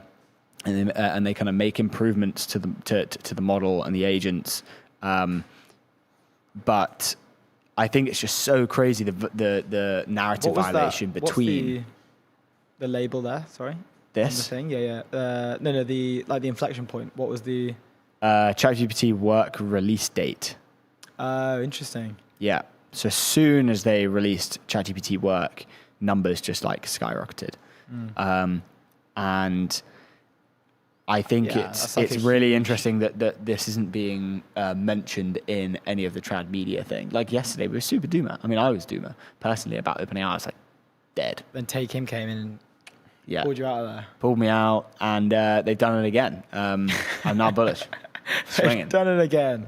By God, they've done it again. That's interesting because that you can literally just see the TAM expansion from moving away from maybe like developer ecosystem. That's it. You need to win the developer ecosystem, especially in this market. Well, I think that's more like non-tech for GPT work. I guess, yeah, true. Because it's just expanding. It's like opening that top of funnel a little bit to let the maybe non-developer side, like, hey, like connect to your Gmail type of thing. Let's get everyone in the B2B SaaS companies hyped. Like, let's go. Indeed. Or like connect to HubSpot or something like that. Okay, we have Michael coming in. Michael Dempsey, the author of Dear VCs, Just Give Up, and also MP at Compound over there, tuning in from New York. We can go ahead and bring Michael into the studio. Michael, how are you, sir? Hey, good. Thanks for having me. No, an absolute pleasure. Thanks for getting up and joining us. I know this was relatively last minute. We'd seen the article. I think we were meant to cover it yesterday, and we got like kind of lost on the show, as usually happens. But a real pleasure to do this. We'd been discussing it a little bit in terms of like maybe a slight satirical take on the current environment of 2026 in VC, but would love to know from your side, maybe a brief intro as first time on the show, but also reason for writing the article, and then we got a bunch of questions around the current ecosystem. Yeah, I guess maybe on an intro side. So I run a firm called Compound. We're a thesis-driven, research-centric investment firm. We invest largely at the seed stage, and then we also do some public market investing as well, based in New York. I think for me, the main thing that you guys have probably heard, and I've unfortunately had to hear a lot of the past year or two, has just been investors kind of feeling existential about what to do, and a lot of complaining. And I think that it's important to continually understand what is the business that you're in, and understand how is it evolving. And the investing business is evolving a lot, and venture capital especially is institutionalizing. But it's everyone kind of saying the same thing. And I think that we're doing this thing called Writing Week this week at Compound, where everyone writes an essay every day. And Monday I sat down, and about 15 minutes later, this thing came out. And I think a lot of it really was just everyone is feeling existential about how hard it is and how much things are changing. And we have a privilege of managing other people's money, and hopefully getting to work with incredible founders and at the outside of that is that if you do well, you make a lot of money. And I kind of am just tired of hearing VCs complain about, how hard their job is. Like investing is supposed to be hard.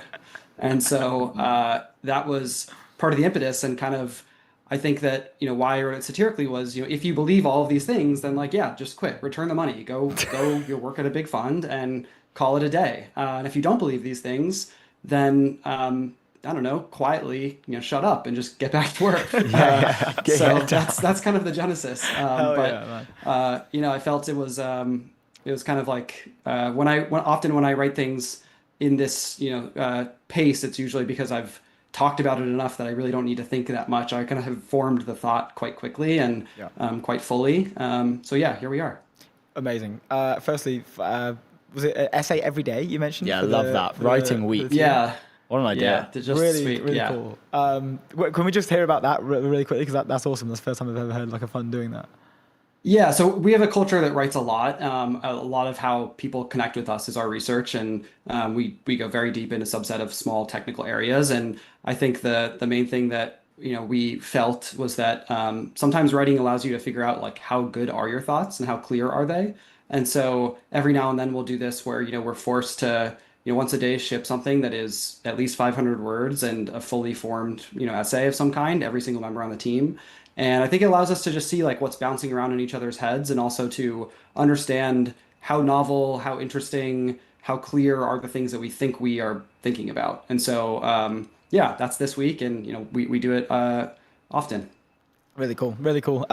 Moving on to the essay itself, let's just maybe the core theme around this is this sort of existential dread that maybe VCs are feeling, this impending doom around particular portfolio sizes potentially. What do you think is causing this sort of mass speak? First off, I think that venture, for the first time, feels like uncertain. Like it doesn't feel like there's a singular way to win, and it doesn't feel like you can be hyper reactive to the space in order to win.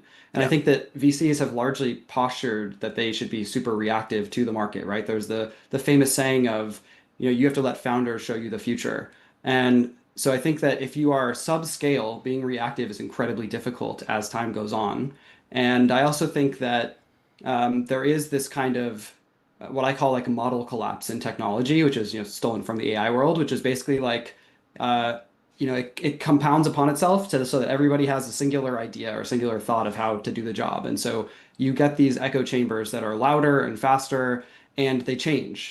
Conviction bounces from software in 2020 to crypto in 21 to everything's dead in 22 to, like AI in 24 and robotics now, and, Moderna as a vaccine, and now everyone's going to be a bio investor tomorrow. And so like people just don't really know what to do. And I think it just creates a level of anxiety. And unlike other asset classes, the feedback loops are long. And so people have to sit with their anxiety and their decisions for many years before they know if any of them were correct. And so if you consistently are uncertain about the decisions you're making and you're not getting any feedback, you just kind of, the job of early stage ventures at least is every night you go to bed and you stare at the ceiling wondering if you did enough that day to find the next right company, help your portfolio company, et cetera.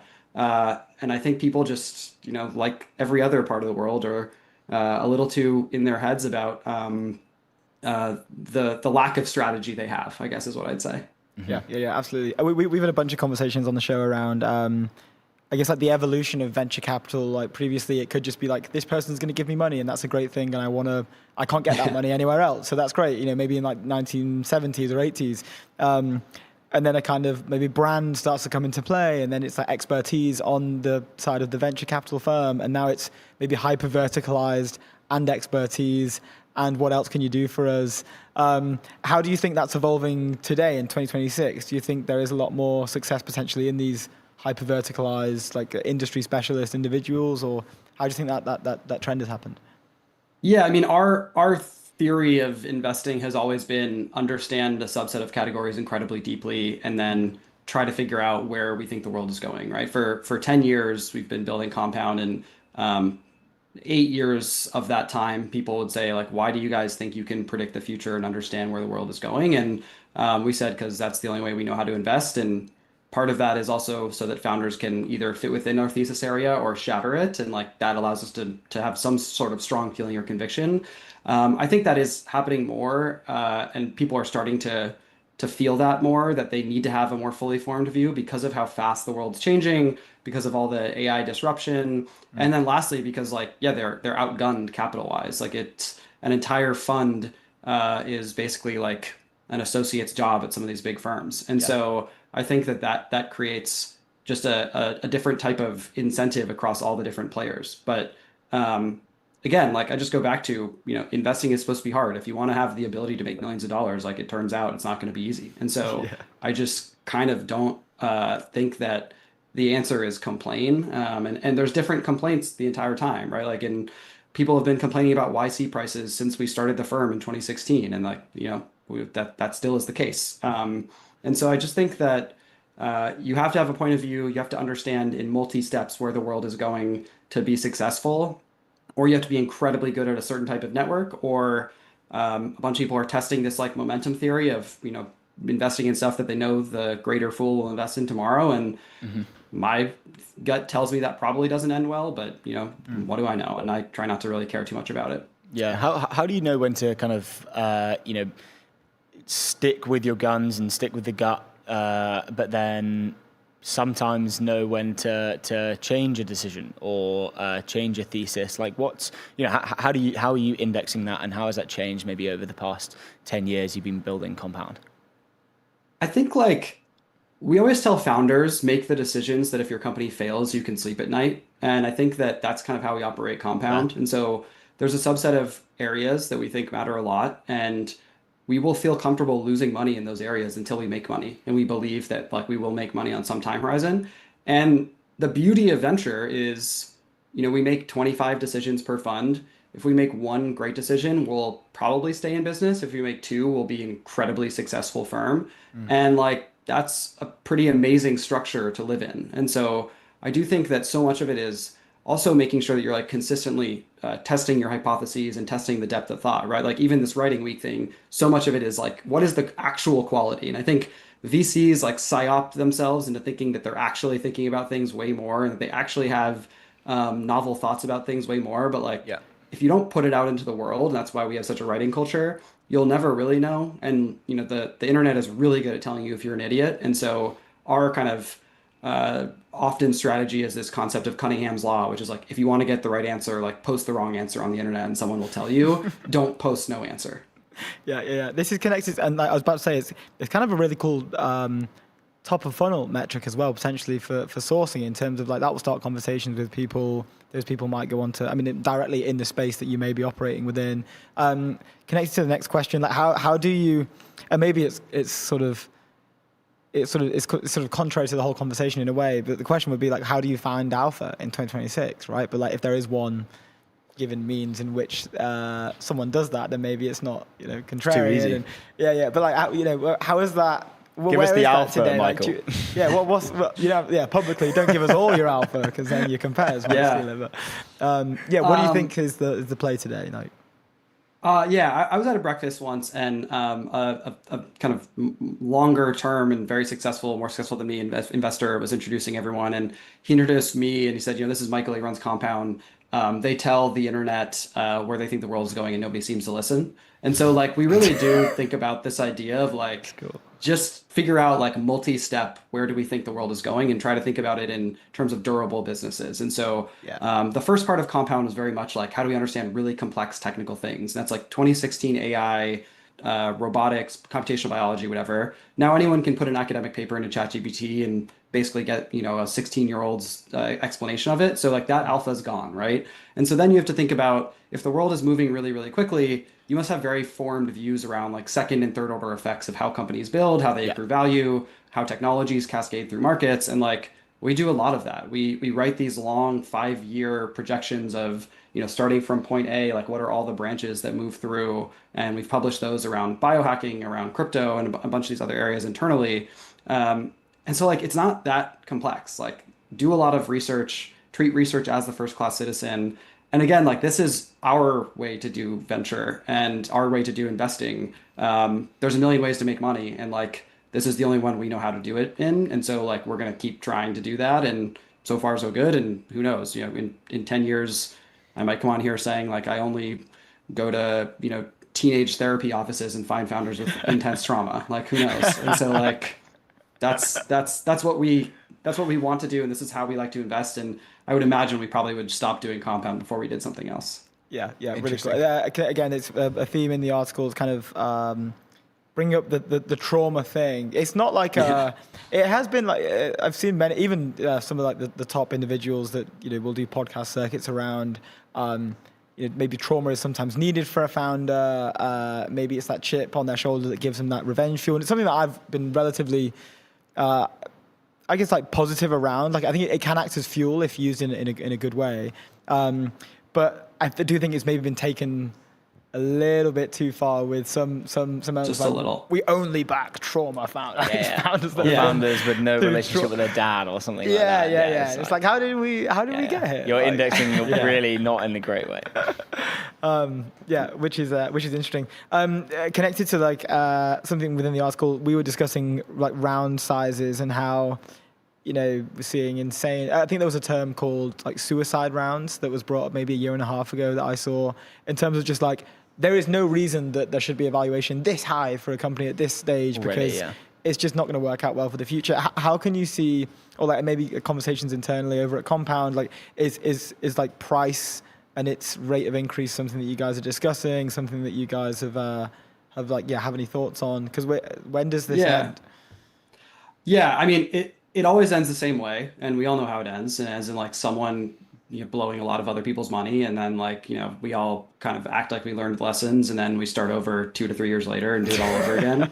I think that like we think about it as like, do we believe that a single investment can like feasibly return our fund based off of a band of outcomes? And like we like to operate in bands of outcomes that we think are plentiful in technology. And again, like plentiful still is really hard. Like it's really difficult to back a seed company and have them become a $5 or $10 billion outcome. But we think that there are a lot of $1 to $10 billion outcomes to come in the world, and that technology is incredibly disruptive and captures value very well and does it, we'll call it like moderately capital efficiently.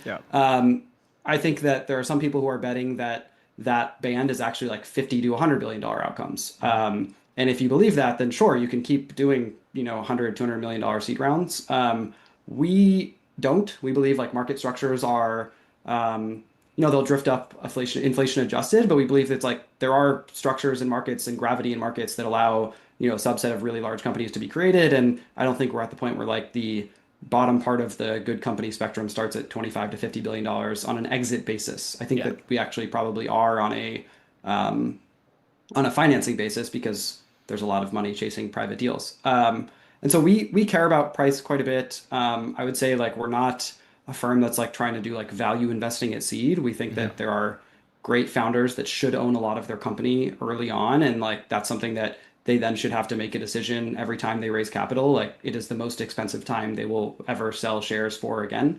I think like we just believe in this kind of band of outcomes, and we try not to get too nihilistic about it. Like there are years, we raised our second fund in 2021 and we didn't invest for 18 months because it was just stupid. Like there was nothing that was interesting. Price was really high, and we just kind of sat on the money until March of 23 when we felt like things were a little bit normal. And candidly, that was probably, we waited a little too long. But, like venture is a no called strikes business, and so is investing. And so, while some people like to flip it the other way and like you can only lose 1x your money, our view is like, well, you also like aren't forced to invest unless you really care about stacking management fees, which for better or for worse, we don't. Yeah, that's Really good. Wow. How do you communicate that to LPs? I think now our LPs know that we have this disposition because we are very slow. Like our first 2 funds are each deployed over 5 years. Sure. In the 21 period, some of our LPs were like, are you guys not seeing any good deals? Like you must have like bad deal flow. What's wrong? In 23, they were like, wow, you guys are geniuses for not investing in 21. Let's go. But like, in 2016, when we started investing in crypto, they were like, why are you investing in these things that are used to buy drugs? And in 2020, they were like, why aren't you raising a dedicated crypto fund? Like, go big, do it all. And then in 22, they were like, why are you still investing in crypto? And so, I think for us, we say what we're going to do and we do it. And Love it. some LPs like it, others don't. Yeah. Yeah. I'd love to touch on, I know we only have about 2 minutes left, but if we could, maybe a common question, but like the founder traits that you guys are after, like what is it from maybe working with founders on the ground or the conversations that you have day to day? Like what is it that makes that person like a killer? I think like there's different, a belief we have that is somewhat different is like, we think that there are certain amazing founders for certain types of businesses. So I'd say generally we traffic in like applied research organizations, and that kind of means nothing, but can mean a certain type of shape of business. And then we do it across bio, robotics, ML, crypto, healthcare, energy, et cetera. And so like each of these businesses have different burdens of proof, right? Bio for a long time has had immense burden of proof to raise large sums of capital. And so you have to be really good at figuring out how do you get data quickly, and how do you tell a really large story about why you can build a platform, or you have this like self-reinforcing platform that allows you to have better success than traditional biotech companies, because we don't invest in single asset companies. In robotics, it's like what is your ability to adapt to the bleeding edge if you're not kind of doing research on the bleeding edge, and like how quickly are you able to iterate on hardware, which is like incredibly difficult and has slower iteration cycles. I think if you were to like look at just a full heuristic, it would be the ability to have a high rate of learning and to have a high competency in understanding the edges of your industry is probably something we care about a lot, just because we think that over time that's becoming even more important. Yeah. And then the thing that everyone says is like storytelling, right? You have to be a good fundraiser. You have to be able to inspire people to join you, especially when their alternative is going and making like $1 to $3 million a year at a big lab or something like that. So those are like some of the heuristics, but it really is like company by company dependent. Yeah, Nice. It makes a lot of sense. Dude, thank you so much for joining us. This has been awesome. Would love to do it again whenever you guys get time. But huge fan. Awesome. Thank you guys. No worries. Cheers, Great Michael. Have a good one, conversation. man. We'll see you soon. Ciao. Really cool. A nice 101 for 2026 VC landscape. I from love Michael. those conversations. Super like just huge insight. Into like how you decade think. in the game. Yeah. But like just Back of the hand. very much like able to like dig deep and go like super deep into a problem or a solution or whatever it is, and then like step back and understand like why that was good, that was bad, that was I don't know, just like very insightful. I love like talking to people that think that way. Talking about them, Base, the infrastructure of the on-chain world.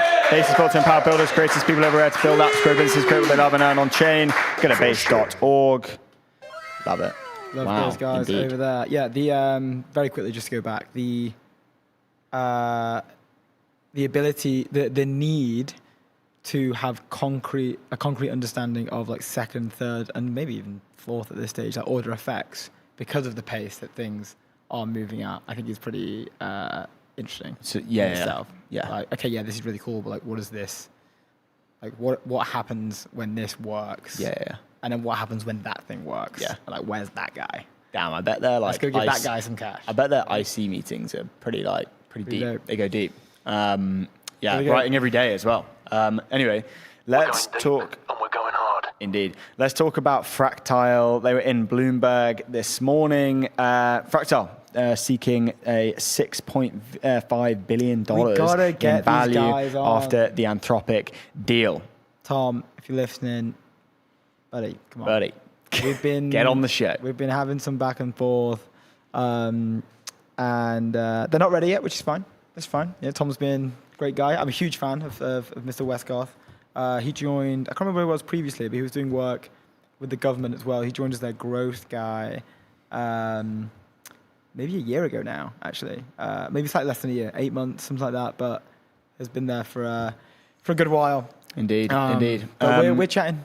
Something will happen. This is one of 3 in the past few weeks. Obviously, just had Callosum go raise their 100 mil seed. We had Olix go and raise their $312 million round.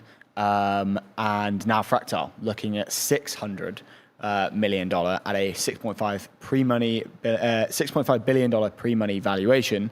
Let's dive into it. Fractile, a startup developing chips tailored for artificial intelligence, used use that as a deal to supply Anthropic PBC is in advanced talks to notch a valuation more than 6 times higher than the price it landed in May. The company is raising funds at a pre-money valuation of $6.5 billion and expects to bring in about $600 million in the round, according to people familiar with the matter. That includes some money invested at a lower valuation. Okay, Lightspeed Partners and Redpoint Ventures are set to co-lead the round, according to people familiar with the efforts. One of those people said Thrive Capital and Founders Fund, wow, what a roster, are also co-leading. Thrive and Founders Fund declined to comment. Lightspeed and Redpoint didn't respond for a request. Maybe we'll have to jump in there. Also, no, we haven't reached out this time. We haven't. Fractal previously raised $220 million, as we covered, financing round 3 in a financing round 3 months ago, led by Accel, Founders Fund, and Factorial Funds. The investment gave the British startup a valuation of $1 billion. At the time, Fractal said it was raising money to bring its first AI chips to market. And I'm pretty sure they haven't done that. Just as like context of what Fractal is and you know, when they were, you know, all of the kind of history around them. Fractal in 2022 was founded by Walter Goodwin, University Oxford roboticist. Fractal aims to make systems that reduce the time it takes AI to generate answers or solve complex problems. It's focused on running existing AI models, a process known as inference. The startup has also touted its potential for areas beyond chatbots, such as AI systems that discover new drugs or materials. We all know that is the kind of like the next kind of frontier, discovering materials. We've talked to a bunch of founders on the show about that. Where you at, Cusp AI? Need to host you. Indeed. We haven't hosted Cusp AI yet. Yeah. Which we can sort. Oh, actually, I can't say that live on there, actually. We can sort that. That is Nice. fine. But yeah, incredible. Really great. There's just great news all around. More capital flowing into the ecosystem. The rounds are getting larger. The value is being accrued. We love to see it. I would like to just have a quick round of applause for all that, but get to Moderna shares just before we have Ruxandra on. Let's do that. Moderna shares have doubled. This is the cancer cure, apparently. This hit the timeline the other day. Obviously, it went insane. I saw one guy post their stock on the timeline. He said, these guys just popped. What do? Cure cancer? And then some guy re-quoted to it and said, like, they literally did, yes. There is nuance within this. There is a lot of discourse around like they haven't actually cured cancer, which is why we're having Ruxandra on, because she knows a lot more about this than us. But we can go over the WSGA journal and understand a little bit more about what does this mean, what's actually happening, and what do they do? Because all we've seen is the news breaks on X, the stock pumped 100% overnight and has continued to run. Now it's bringing in a bunch of degens who are trying to catch that wave, which I fully support because I am also one of those degens. That is not financial advice. But Ruxandra, who came on yesterday to break down the Claude design protein binding release, is coming on again to actually school us on what is happening here. She's already put some thoughts out on the timeline as well, which we will also go over. But this is the success of a cancer vaccine from Moderna, and the shares have doubled. An experimental mRNA-based vaccine succeeded in preventing cancer from coming back or spreading in a study of high-risk melanoma patients. Moderna and its partner Merck said on Wednesday they've paving the way for a potentially new life-extending treatment for the thousands of people diagnosed with the deadly skin cancer each year. AI was used within this, by the way. So this is a huge win for the AI crew. We can bring this up with Taylor when Taylor comes on as well. Not looking so pretty now, anti-data center people, because that would mean that you love cancer then if you're anti-AI by proxy. Don't say that. By proxy, if you're not supporting it, it's curing. So Moderna shares more than doubled on Wednesday, while Merck's stock hit an all-time high based off the news. The positive results rippled through drug industry stocks as investors saw the potential for more future blockbusters. It's the second major oncology breakthrough in recent months after a different drug succeeded in extending the lives of people with pancreatic cancer, a notoriously lethal disease. And you can see, if we can share my screen just to get at the share price, of what happens when a drug. So they passed their phase 3 trial. What happens? What happens when that happens? And this is funny because I mentioned this a while back on the show where when we were in university and we'd get our student loan. Put it all in. Me and the guys would just load it up into Trading 212 and just buy random biotech stocks that had their phase trial deadlines. So the site you could go on, it would tell you when a certain drug is going through phase 1, phase 2, phase 3. There's another thing after. There's 3 more things after that, I think, but I don't think they're called phases. And then there's one before phase 1 as well. I think it's like around, it varies, but like 6 to 8 steps in total. Phase 0. And this would be what happened. I mean, nothing was as cool as this, to be quite frank. But this is, by the way, just like look at the x-axis. This is a day. This is like literally a day. Yeah, literally for overnight. On August 19th, it just So that's what we were gambling basically because we were just buying. We didn't know what. It was just like which one had the coolest name, and then you just Moderna is a pretty cool name. Moderna is a cool name. Yeah, Moderna is a cool name. But this is what happens when, I guess, you release something like that. I don't know what the actual price is right now. Maybe could you check? Because it's looking my like screen is 180. shared. But yeah, if you could pull up like live price right now, would love to see what that looks like. But we can bring this down. What is the study? What's happening? The study met the main goal of extending the time before cancer returns in high-risk patients when compared to patients on Keytruda alone. The study also met a secondary goal of preventing the disease from spreading to different organs. So it is working. Jane Healy, the vice president of oncology at Merck, said, "I have a feeling that this is just the beginning of a new field." Adding the goal for patients is to give them longer without having to worry about treatments for cancer. And this is funny, this is launched off the back of this whole biology frontier push from the labs. Yeah. But then it's Moderna who come out and was like, you guys have been longing this out. You've had so much money. Hey, we've just gone and done it. Yeah. Here you go. We get all the credit and we get all the attention, which is completely fair. So in the past 5 days, it is up 173%, of which 99% of that was August 19th. Today, it in the pre-market is down 6.5%. Sorry, Tom's just pinged me from Fractile. Let's go. What did he say? I hope you're keeping your seat warm for me in the studio. You know it, brother. You know we are. He is the goat. He is the goat. He is the goat. It's the goat that's about to go raise $600 million dollars. Love to see it. Love to see that. Shout out to Tom and the Fractal team. They're doing great work over there. Huge fans of everything you guys are doing. Anyway, back to Moderna. So this is from the VP. She says, feeling that we're entering like the front of a new field. This is kind of, it's great to see this now in a time where we are seeing lab leaders, for whatever reason, strategic or not, direct attention / resources to the biological frontier.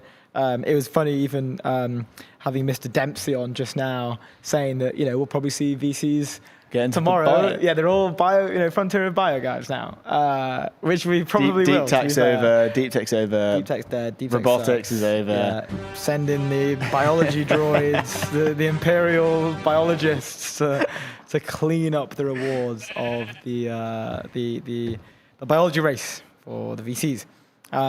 But yeah, this is. It's come at a time it couldn't have come at a better time, to be fair. But it's interesting. This can't have been strategic, do you think? No, not for these guys. I think it's just pure coincidence. And again, like we can break it down, but like people are saying it's not actually cured cancer. Well, but there is. That's why we have. That's why we have experts coming in. We need the expert. But for Moderna, coming to break down.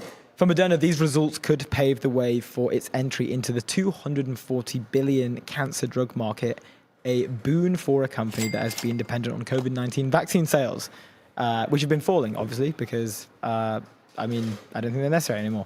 For Merck, this could bring a new drug into its arsenal to help offset the impending patent loss for Keytruda, one of the top-selling drugs in the world. Moderna has been trying to regain financial ground after years of consecutive losses since the COVID-19 pandemic started to wane.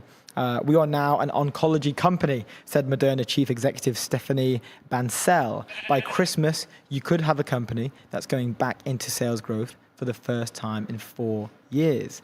Nice. The melanoma study, which is what I think was carried out to. Oh, really? What's happened to achieve their? So these- generally, what's happened to their stock over the past like? Oh, mate, it is falling off a cliff. Yeah. If Hey, you zoom dude, out, what do you mean? Moderna up 465% year to date, go max. 5 years. Oh yeah. Oh, Yeah. wow. Off a Well, cliff. no, Max is still up 837%, but in the last 5 years, down Big. 54%. U-shaped valley for those guys. Big old U-shape, but they're cranking back up there. Just got to zoom out. Highest price $449, now at $174. They've shown us what's possible. They've been at the highs before. They'll get. We there need the again. experts. Ruxandra is Ruxandra back in the studio. Second time on the show. It's always good to have her in there. Ruxandra, how are you Hi. doing? Good to see you Yeah, I'm again. good. Yeah. Thank you for joining us. We needed an expert in the room again, Ruxandra. We're getting So carried away. It's biology day again. We saw the Moderna news. We saw the stock. We saw the public's reactions. What are we looking at here, Ruxandra? Yeah, so first of all, it's an exciting result. Basically what this drug is doing, it is preventing recurrence of cancer. So basically after your skin cancer is resected and like operated upon, and like also you get this other drug called immunotherapy that activates your immune system or like revives your immune system, which is being kind of like dampened by the cancer. After that, or like the effect of this vaccine is mostly after that, because basically what it does, it prevents the cancer from coming back after you've been treated. So most advanced cancers after you've been treated, they often relapse, and there's always that risk. And basically, this vaccine basically trains the immune system to recognize any like sort of incipient like cancer, and basically that means that it reduces. It reduces the odds of like getting back. It reduces a recurrence by 50%. So like, and that is like a very specific type of cancer. So like it's skin cancer, and it's like stage, I think 2 to 4. I think that's what we was tested on. So, what does that mean? I mean, it means that you can put that already in context. It means that it's a result in one type of cancer. Also, it's combined with a lot of other therapies. That is why it's called adjuvant. It reduces recurrence risk by 50%. It doesn't even like it doesn't even like stop recurrence entirely. And also the other thing is the company hasn't actually posted results from the phase 3, like clear results. It just said that like they are promising. So we already knew from a phase 2b. So a phase 2b is it's not quite a phase 3 trial, but it's quite an advanced trial, that we already had these positive results. So I'm basing a lot of this based on like the phase 2b when I say the numbers. So what does that mean? I mean, it definitely doesn't mean that we've cured cancer. I don't even think, honestly, like this is a bit subjective in the sense that everything I've said before is just like data. But, subjectively, I think that there are actually much more interesting therapeutic avenues there. Okay. Like, for example, what I'm obsessed about are these things called CAR Ts or cell therapies, which are cells that attack the cancer. And they actually don't just like help with recurrence. They also help with like clearing the cancer. Again, like basically the original treatment. Again, like the vaccines themselves kind of help with that as well, but much, much less so than with recurrence. So, again, it's an exciting result, but like we have exciting results in cancer all the time, and we've had them for decades. Yeah. It's interesting because it's a proof of concept that these cancer vaccines can work, whereas in the past we had a lot of cancer vaccines that failed. So in that sense, it's very interesting. But in terms of its magnitude of effect, in terms of like our way to curing cancer, I don't even think it's one of the most important. I don't think it's one of the most important discoveries. Like I would, when we first like. When we got like the first CAR Ts, which like literally can obliterate your cancer. When we got like the first immunotherapies, the checkpoint inhibitors, that the vaccine works in combination with. I think that was, in my opinion, a bigger story, and that's a bit subjective. But even those things, they weren't curing all cancer. Like all of this is like in a specific cancer, we do a trial, we see what happens. It's all very heterogeneous, but it's an exciting result. We should all be excited. It's great. But I feel like the sort of, there's a delta between like, the reaction and how exciting it is. I feel like, yeah. Why do you think the delta is so big in this instance? Oh, I think it's a combination of a few factors. So I think it's because um, Moderna is like such a politically charged company, Sure. and I think that uh, like generalists know about it from COVID. It's kind of like generalist investors usually like don't invest that much in biotech because it's just like a very complicated field. But everyone knows about Moderna, and it's kind of like become almost this like the most well-known stock in biotech probably. So Yeah. like everyone knows about it. I also think it's just like honestly, I think a lot of the traditional biotech reporters and so on, I feel like they are very biased towards this mRNA technology, which I love. And by the way, mRNA technology, I'm very excited about for in vivo CAR Ts, very cool technology that's coming. But I think they are kind of like almost doing like a reverse, like because there's so much negative polarization around like, the anti-vaccine moves from like maybe the right wing. I think that there's a lot of like now like, oh, like mRNA works and so on. And I think there's just like this exaggeration. Not that it's not true, but it's this like this political, like every time something is politically charged, I think there's this reaction Yeah. for it. And then I think the other thing is just the fact that cancer vaccine is just like such a neat concept, almost like conceptually. Like academics have been trying this for like 3 decades or so, and it keeps failing. And in some sense, from like this kind of historical perspective, it's just like such a big like kind of change in terms of like effectiveness, in terms of like the results and so on. So I think Sure. all of these things combined. And in terms of the stock, that's also interesting. It was also a short squeeze. So Moderna was like severely shorted, and there was this short squeeze, and that's why you see this like huge jump in valuation. Again, generalists know about this, and they immediately got into it. So like it's one of those stocks where generalists are just like much more bullish than like I think more traditional biotech people. Yeah. Okay. Yeah. Ruxandra, a lot of interesting points, and I hear you on the politically chargedness of something can like accelerate its development. I have to ask though, we are maybe more elementary in our biology knowledge compared to you. The mRNA technology, can you just explain to like, well, what is an mRNA? Me personally, what is that? Yeah, so basically, when very simply, most of the things that do things in your body are proteins. And in order to express a protein, well, there are other things that do things in your body, but like that's like, a very important type of molecule.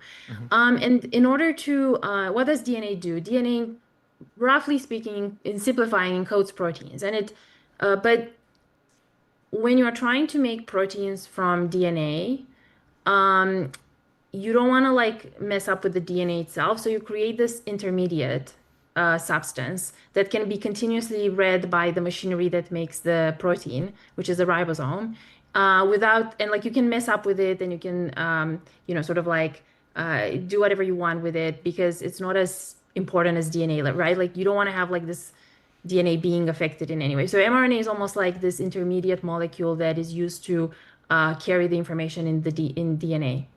And it's kind of floating around in cells, and then it's attached to ribosomes that produce the proteins from it. And basically,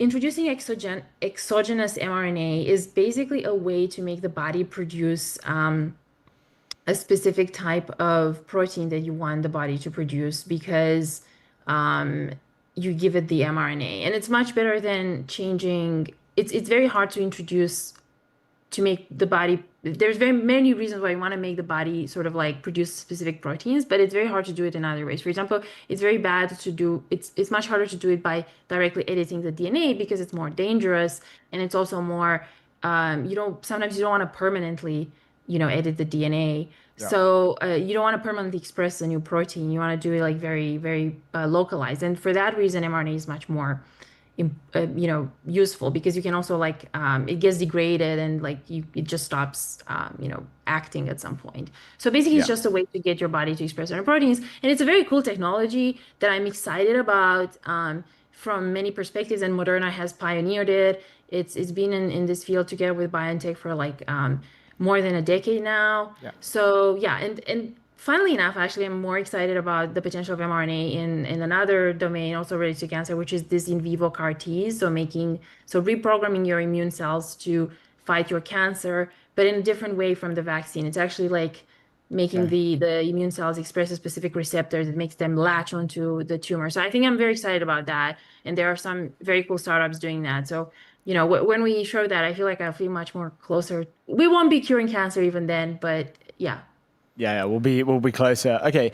For us who are very much in the tech bubble, I kind of want to know, like, in a comparison between the frontier labs and how kind of, close in terms of being at these biological frontiers, where are the frontier labs and the models like situated if you compare them to like a Moderna, for example? Like we read some of the article and did mention AI in relation to Moderna and how they're kind of using it a little bit, but where in the, where in the whole biological sphere is a frontier lab? Yeah, so first of all, I want to clarify a bit that AI with Moderna. So we don't know exactly what was used, but this vaccine was developed like ages ago. It was developed in like 2017. And most likely, I've been reading things from experts and so on, and like based on the patents and based on the papers, it probably used it didn't use like the current protein language models, DNA language models, just probably some machine learning algorithm, or maybe at best, or like at the most sophisticated, a neural network, but it's not like the current sort of foundation. It's very unlikely is the current sort of super sophisticated, things, because they appeared afterwards mostly. Only AlphaFold is before that, but AlphaFold is not relevant here because that's a protein model. So I don't think that, I'm sure that they use computational methods and those are very helpful, but I don't think that this is really a story about AI. And I think there's a very strong incentive these days for all companies when they do something as simple as a machine, a very basic, if I do XGBoost, then I'm going to say, oh, I did AI. That's the incentive from companies because it just sounds very good to everyone that they did AI. It makes them look very sophisticated. It's a very clear, it's a phenomenon that a lot of people that talk about behind closed doors but maybe to the outsider it's not clear. Now, in terms of where the frontier labs are, I don't think that it's easy to compare Moderna to a frontier lab in terms of their biological capabilities, because I think, first of all, biology is just such a broad domain and you can be good at so many different things. For example, I was just talking yesterday about the Anthropic protein binding release, and that was much more about orchestrating, existing biological workflows and automating the scientific discovery part, which is a very different thing from designing an mRNA vaccine. So I don't know whether we can really speak of a direct competition, different people, different companies focus on very different things, kind of comparing, is I don't know, Databricks better or worse than OpenAI? Probably that's a good comparison. I don't know, they just kind of do different things. They're sitting at different layers of the system. You mentioned they made this in 2017. Yeah, so this is basically the thing that I'm always trying to point out to people, which is that biotech moves very slow because of clinical trials. And I think that, whenever I say that there are bottlenecks to translation into the real world, and that there will be a lot of bottlenecks to AI's impact, people are like, oh, what do you mean? You're not excited enough. But then, I think tech people have this, they're always surprised when they hear oh, this was made in 2017 and only now we have results. But that's kind of the pace at which biotech moves, because you need to observe these because of many reasons, but basically you often need to observe these events, disease events happen over years just for kind of intrinsic reasons. And also clinical trials are also slow for all sorts of bureaucratic reasons and very expensive as well. And then you have also on top of that, and the reasons for that are complicated. And AI could shift that, of course, but I think, for example, by allowing us to have better biomarkers that allow us to run trials. So basically you have readouts faster. You don't have to wait for people to develop the full clinical symptoms, but all of this is just very complicated, and it's much more than just the sort of scientific preclinical side. Just with very quickly, what are the steps that would have had to go through then from 2017 to now? You said was it phase 2 or phase 3 that it's? Oh, so this one today is phase 3. It's an interim result from a phase 3, I think. Yeah, it's an interim result from a phase 3. Yeah. So yeah. So what are the steps from like making that in 2017 to that going out to the public? Yeah, so first you do preclinical research. So you do all the stuff that, you know, the protein binding stuff is part of preclinical research, just like stuff in vitro, in cell lines and so on. And you're trying to make your best educated guess on like what you want your drug to be based on animal models, on in vitro data and so on. And then you go in vivo or in humans. And that's probably like it's around 70% of the process actually. So it begins with phase 1 trials. That can take like, I don't know, a year, 2 years. It depends. And you also need to prepare for it for the regulatory submission. That can take longer. Then you have phase 2B studies. That takes another, it varies by indication a lot. That takes another like, I don't know, 3 years or whatever. And then you have phase 3 sometimes, and that can take like 4 years or 5 years. Wow. But then sometimes they can be sort of like staggered. So like, they can be like sort of a bit in parallel. So sometimes you can start a phase 3 or still doing a phase 2 if it looks promising, or yeah. So, but in principle, it takes like, you know, the clinical trial part takes like, you know, between, you know, 5 years, if you're lucky, to like 10 or more years, depending on like the indication and the modality and so on. Wow, long time. Interesting. And we've run over again. We have. Thanks so much, Ruxandra. We really appreciate your time. Thank you. Have a always nice good to have day. you on. Bye. You too. Bye. Cheers, Ruxandra. See you soon. Bye. Quick sign off from Ruxandra. Love it. Thank you. It's always good to chat to her. It kind of schools us a little bit on on the world of biology, which is mRNA. Definitely needed. Anyway, MetaView, AI agents for winning teams, the agentic recruiting platform built for radically efficient hiring end-to-end, source engagement, hire better with agents that truly get your brief. Go to metaview.ai. Let's do some bangers of the day. Yes. We have 5 minutes before Gabe comes in. This one is from Meh. The cigarillo. Can we pull this up, Sam? Look at that thing. Looking good. Sam loves this one. How do we get some of those? Alex would love this one. This is the new. I love the fact that it's camel branded as well. This is the new airplane. This is the new Frontier. Airplane pillow. Frontier of airplane pillows is the cigarillo. When the ETN team travel, we should all have one of these. We should. ETN branded. For the plane. Love to see it. Meh, great tweet. We love to see it. 1.6 million views as well. It's a great tweet. That's a great tweet. There's no question of that. It's a great tweet. Now, I've just pulled this one from the timeline that got added like an hour ago. Travis Kalanick on his morning ski. That is an insane How angle. cool is this? Is my banger of the day. I didn't even see the other ones. I was so excited to pull this up. How is he at that angle? What a beast. That's like a physics-defying angle.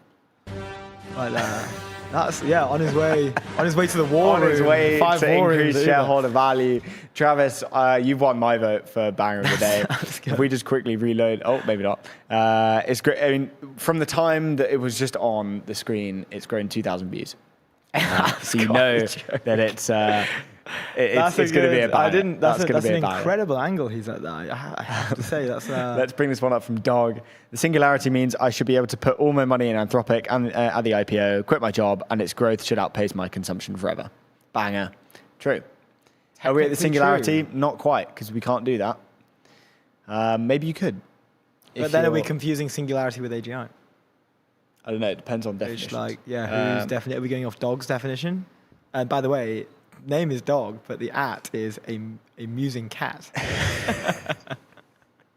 Which is quite cool. A digital ergomorph comes and says, "This is not logical." Clearly didn't get the joke. It's sad from a digital ergomorph. Anyway, next one. Can you just go through it? I've just got to reply to Gabe real quick. Yeah, go for it. He's coming on, eh? Yeah, all good. This is from Chloe Venn. Having anxiety is like spawning a sub-agent of yourself that hates you. I like that. Very AGI pilled from Chloe. Brandon Galang. It's called Adversarial Review. Interesting take from Brandon, to be fair. Interesting take. Adversarial review of your thoughts. Not my banger of the day, personally. No, Travis still has my vote. This is a great banger, to be fair. Pablo Antonio coming in. This should have more views. Venture capital, not a chance. Who's working on adventure capital? That's good. That's good. You know? We should be adventure capital maxing here. Getting on the top of Ilan mountains as well. Yeah. Our French, well, he's not French, but our French. Ilan's coded it as a banger. Parisian-based drinking partner. Coded it as a banger. We did recruit Ilan into the beer run in Paris. Yeah. Ilan's a gangster. Many cigarettes, many beers. We were adventure capitalizing right there. We definitely were. Yes. Last one is from Brooke. I think that's how I spell it or pronounce it. Sorry. Roommate purchased a smartphone-sized slab of obsidian and has been holding it instead of her phone to reduce screen time. Smart.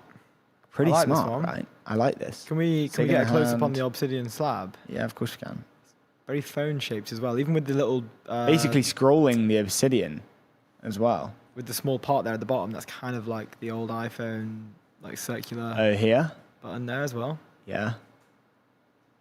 Getting to the home screen has never been easier with the obsidian block. 2 million views as well, by the way. That is a bit of a banger. I like the ergonomics of the block. I pretty love the fact that there's a bit of a scroll motion going on here as And a well. dolly as well. Just to stop, stopping screen time but not stopping the scroll is, Super. no one's ever done that. See the thumb at muscles the same time. Yeah, they're under strain. They are. So They are. scrolling works Let's pull really up banger of the day. It's got to be morning ski. He's just posted I think it's morning ski. Ping it up. How can it not? Travis Kalanick. How can that? not be TK has banger done of it the day? again. He just keeps winning, man. Banger of the day. Congratulations. Say it again. That's a Really banger. good. Look at the angle. Just incredible. Yeah.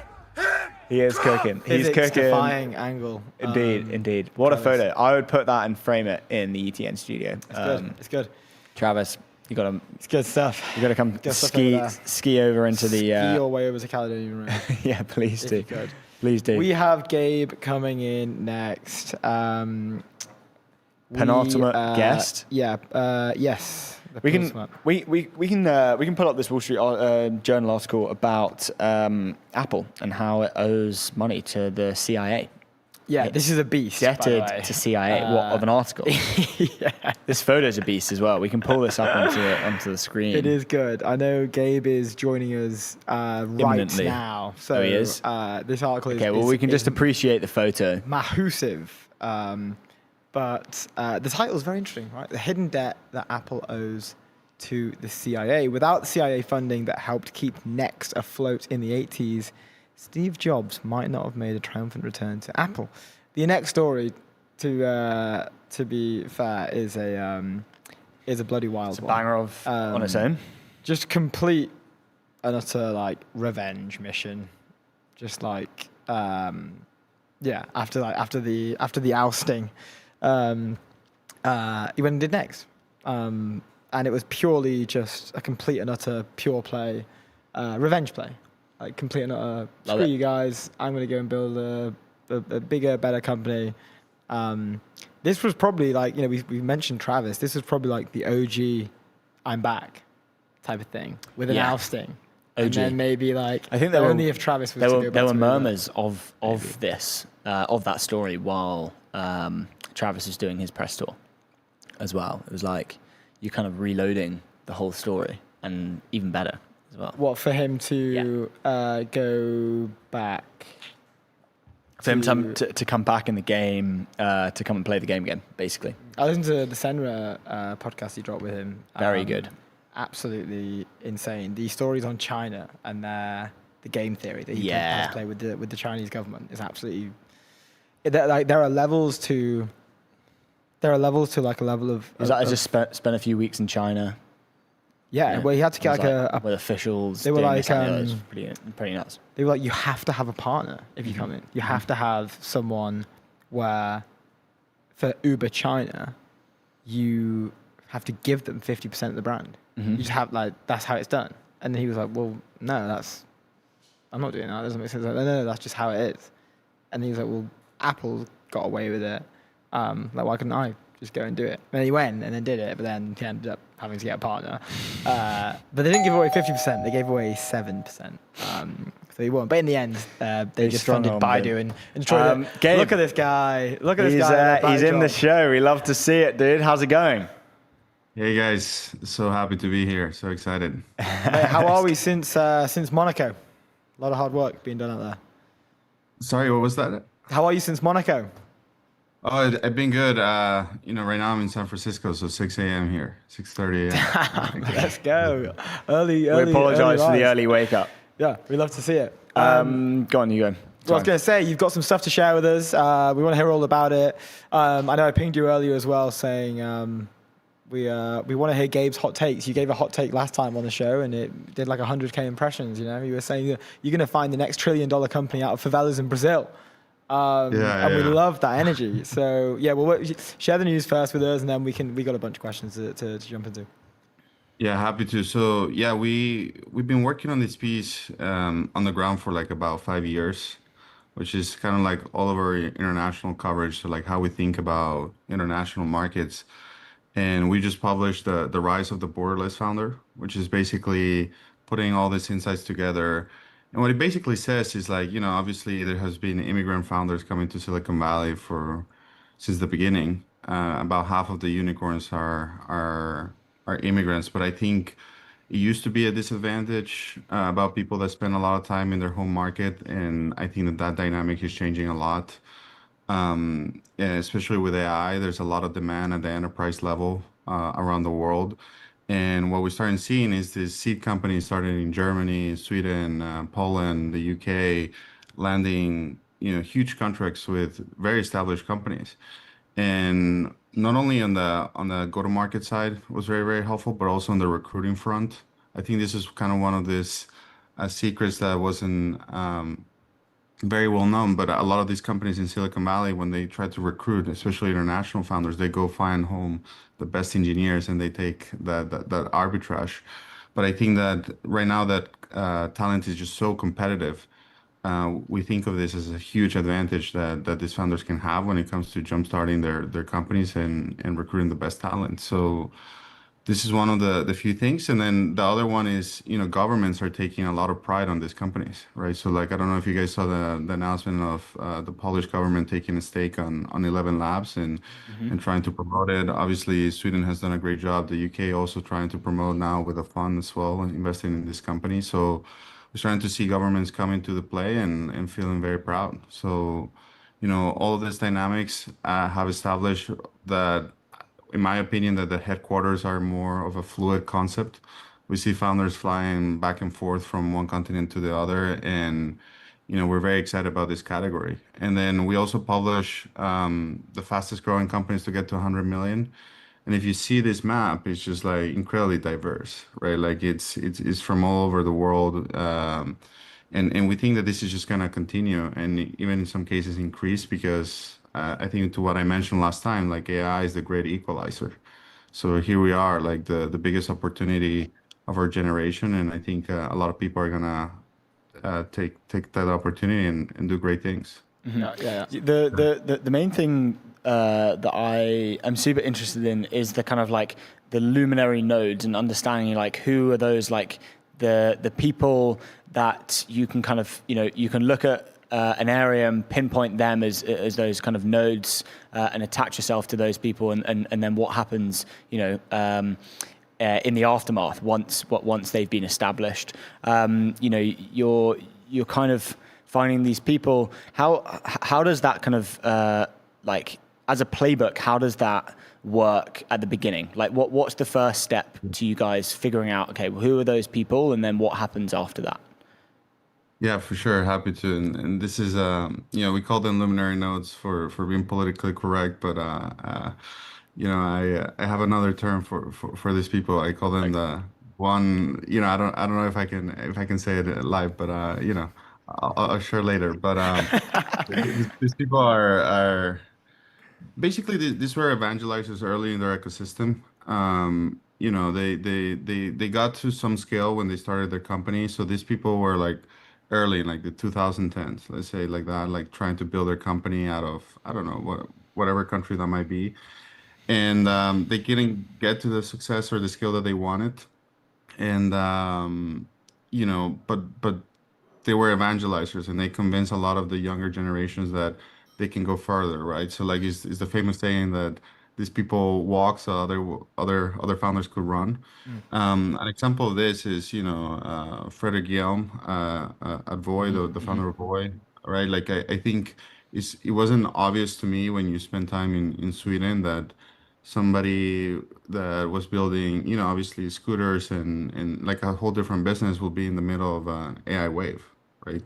But if you look at his angel record, he was very, very supportive of a lot of these companies early on, especially in the case of Lovable, right? So I think that when you find these people, one of the things that we try to do is everybody in their ecosystem know them. So you land in a country, you start asking around who are like the super angels, and it's very obvious who are they, right? So like you land, you start hearing about them, and then the thing that we try to do is like, okay, these people clearly have an agenda, and their agenda is to advance their ecosystem locally. So like, what can we do by combining our brand with their efforts to validate some of their initiatives that they've done? So we attach to these people, and that kind of helps us see a lot of the early stage opportunities that we end up investing later on.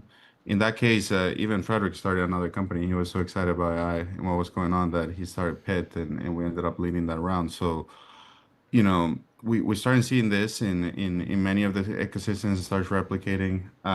So that's how we mapped it out. And I think that the other thing that we do is, okay, now that you've mapped out the network, how do you help help build a bridge between the two ecosystems, so Silicon Valley and in this case it was Sweden. So we started hosting events with Ben Horowitz in Silicon Valley for just Nordic founders, right? So we did this last year. We're gonna do another motion this year. So it starts being very local bridge, but I think it's very important to maintain that access, because for them, like, obviously they know everything about their country, but what you want to is to help them see the rest of the network, especially in Silicon Valley. So that's how we. Really cool. Zooming out a little bit, I want to come back to this specifically, so I want to ask you about. In fact, let's just do it now because it's connected. Before we spoke in Monaco, before we were connected, like I think 3 or 4 people, including Friedrich, was like, you have to chat to Gabriel. He's one of the most like prolific angels, well-traveled. Even when we caught up in Monaco, you were telling us how much you bounce around to find like the alpha, right? Like get it before anyone else does, find these people really early, nurture them, build relationships with them, help them out as much as you can. What is it, like, I'd love to ask, what's some of the craziest deals that you've got into in terms of like how you got them? It doesn't have to be like, the round size or anything, but like what's some of the craziest ways you've managed to get a check through the door? Because I feel like you've probably got some pretty cool stories. Yeah, no, I think one of them, especially early on when you started, I think I mentioned this last time, but when I started, I was not an investor at A16Z. So I was part of a back office role. And, as part of jumpstarting my network, I used to cold call unicorn founders in Latin America and be like, hey, I work at A16Z. I'm not an investor, but, I would love to help. And one of the persons that took the call was the founder of Rappi, which is a company that in scale is like a $5 billion market cap or private company. But the founder was very generous to spend time, and at the time I knew that he was thinking about something new, but like why would he choose me as someone to partner? But I was relentless. I will schedule like a weekly call with him, and kind of provide him ideas of things that I was seeing, right? So like I'll get deals that we were doing in the US that he could replicate in Latin America, and eventually I was able to partner him up with who ended up being his co-founder. They started a company called Taco. We did the seed, and then they raised more money from Rivet Capital now, and they're doing really well. But that was the way that I got to that deal. And then I started replicating this across other founders. It was the same way that we invested in Frederick. It was like they knew that they wanted to do something in AI, but they didn't know exactly what. And we helped a lot on the ideation stage. So that's kind of like the wedge that we use, and we have a couple that we haven't announced in Europe yet.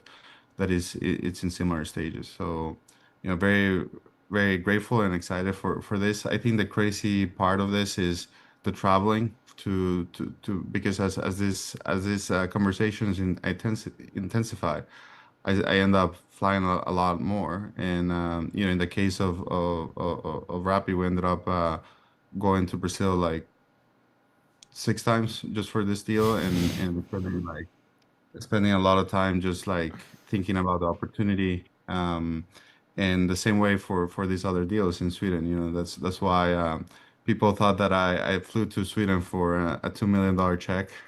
When Danyal got announced, but in reality, it was because we were incubating or ideating with 2 other founders there. So that was That's so good. Really That's cool. so good. Really cool. Look, tying back to the piece, I want to just ask straight up question, and I'm sure it's going to be an incredible answer. Like, why is like being an immigrant founder like now like an asset and such an asset, and what allows them to be the people that you want to back specifically? Yeah, look, I think if you have the balls to leave your home and to come for your dream, like you are in a different stage. It puts you in just a different league, right? Like you can't go back home and cry. Like you have to make it work, and for some people, and this is it. Like this is the dream, and like we gotta make it through, and you gotta push through. And when you don't have that safety net, like you're gonna do insane things to make it happen. And I think that's what this archetype of founders is so special in my opinion. Is like not all of them will succeed the first time around, but they will not give up, and they will like give it their all, and the networks compound, and maybe it's not the first time, but it's maybe the second time or even the third time around. Like these people will like have this intense desire to succeed, and I think they have a massive chip on their shoulder. Some of them think that they were born in the wrong place, right? And they have something to prove. Even if they were born in big countries, I back one founder that grew up in Germany, but he grew up in a small town in Germany, and that's his chip on his shoulder. It's like I'm gonna destroy everybody that grew up in a big city or something like that. But yeah. But within this is interesting, because I remember when we were on the trip as well. It wasn't you specifically who was saying this, but like there was a speech, and like part of the speech to just everyone that was there was like about founders, VCs. A key part of it was the ideation of using revenge as fuel, right? And like we were just chatting then, even like Travis, for example, like that was a core part of his like the next steps from what he was doing. And it can be used as fuel, but I was surprised to hear how accepting everybody was of that kind of claim. I was originally thinking it's like relatively like, you shouldn't be founding for revenge, you should be founding because blah blah blah, but it can be super powerful. So I was relieved to hear that that's quite an acceptable take. But what did, and it wasn't you who said that, but like I'm wondering, do you share those views on revenge as like a driver? I think like my partner Alex Rampell, he loves this the story of the Conde of Monte Cristo, right? And if you look at like we want to back people that have that they're coming for revenge, like they feel like the world owes them something, and they want to make a difference, and that cannot be the only motivator. We've seen people doing because they genuinely want to make a change. But I do think that if when you are in a dark spot, when everything is not going well, you need something to make you push through, and I think that revenge is, or that desire to change that dynamic, I think is super important. And we've seen this in a lot of founders, especially early on, where like ideas are not clear and you have to pivot, and you kind of end up accepting that the original idea was wrong, but like you want to continue, and I think that that's what makes the difference between what is good and the really great ones, So Slack being an example of this, right? Like I think it was like a gaming company, when it started, and then they ended up pivoting obviously into what it is now. So Yeah. That story is wild. I think it was Ben. It would have been Ben discussing it relatively recently. He's like, I think they had like 2 mil left or something, and they were like, we have this internal tool that we use to message each other. Like maybe it could be, we could just see if that works. And he's like, 2 million, go and do it. Like not bothered, write off the rest of the investment basically, and then it turns into one of the fastest growing SaaS products of all time. Super interesting. Like you and your thesis right now, are there areas that you're getting more and more interested in? Like, where do you see the next huge opportunity for the investments that you're trying to run? How are things? I feel like things are changing quite rapidly. We're seeing a lot of people talk about the biological frontier. What's getting you guys going at the moment? Where's the next 1 trillion company that you guys are looking at? That's a great question. I wish it was that easy to answer, but I think there's a lot of themes that we continue to be very excited about, and I think now everybody's talking about long horizon agents and RSI and like what does that mean, especially at the enterprise context. I think that continues to be like I think we're very early in the enterprise side. Like when you see adoption, especially around the world, it's just the beginning. And one of the things that we're trying to do is to help distributor companies, especially at the seed stage, as fast as possible globally, right? So, this is something that people don't talk much about right now. Cognition is one of the hottest companies, right, in the valley. But when they started, more than 70% of their revenue was in Brazil. Yeah. Right, because these enterprises were very desperate on adopting AI tools, and they wanted to try out. They were curious, and obviously Cognition did a great job delivering an amazing solution for them. But that is the arbitrage that we see, and it's more about, like, I think that the tools are going to continue to evolve, but it's how fastly do you distribute it, because you have on the other side two amazing companies like OpenAI and Anthropic that have all the capital, have all the compute, and then the only thing maybe as a startup that you can beat them so far is in go to market, right? Especially at the application layer. So that's what we're pushing, and then we're trying to. Our promise to our founders is like there's no fund that can distribute you globally the way that we can. Right? Yeah. Like we have offices in Japan, we have offices in Korea, we have networks in Latin America, Europe. Like, come work with us, and we will get you to be truly a global company. Because I think in Silicon Valley right now, there's this idea of, like, if you look at all the decks, they all have the same design partners. It's like the same 3 companies that get floated around. It's like, yeah, like I'm doing some advancements, but like when we talk to founders, like, if you're serious about building a global company, like this is how you do it, right? So yeah. How is the kind of like focus for like sovereignty as a conversation has come up like so much in the show? Kind of if we looked before Monaco, before we met you, and after, the conversation around sovereignty is like just completely skyrocketed. What happens when what does that mean for the thesis? Do you think if you kind of look at both? Ideas and think, okay, well, you've got this founder who might want to leave their country to go and build a company and maybe get to the valley, but then you've got this like sovereignty side as well. Does that change anything? yeah, I actually think it's benefiting a lot. This, especially in Europe, is benefiting them a lot. Like when it comes to sovereignty, Europe is probably like the region, or like the continent that speaks the most about it. And Sure. it is benefiting a lot of the European founders, because the other argument is not the way. Like, they can still sell into Europe, into the US or Latin America. In fact, if you want to build like a company of scale, you're gonna have to win the US market. And this is why we feel very, very comfortable on wherever you start. Like it's just a matter of speed, and we want to be the partner if you start in Europe to help you come to the US and dominate, right? That was the case of 11 Labs, and a couple other companies that we've invested in out of Europe. And then the other way around as well, but maybe it's more difficult, right? Because European countries want to use companies that started in Europe, but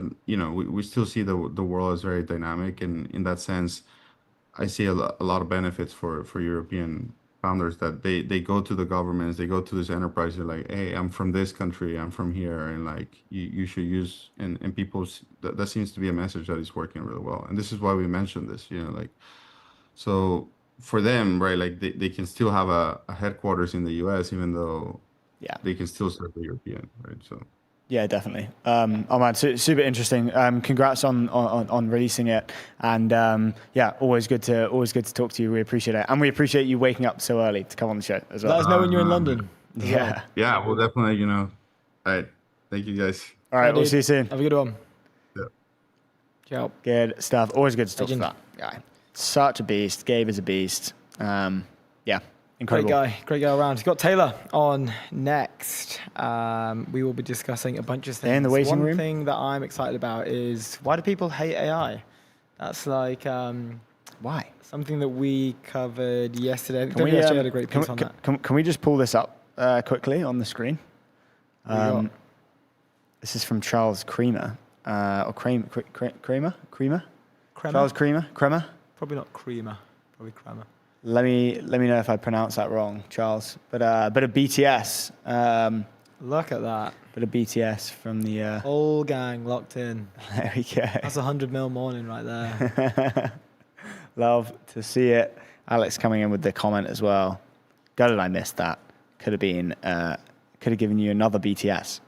And there's our BTS of the studio. That's on the studio. There you go, Alex. Great Getting a shout stuff. out on the show. Great work, Alex. Lucky you, sir.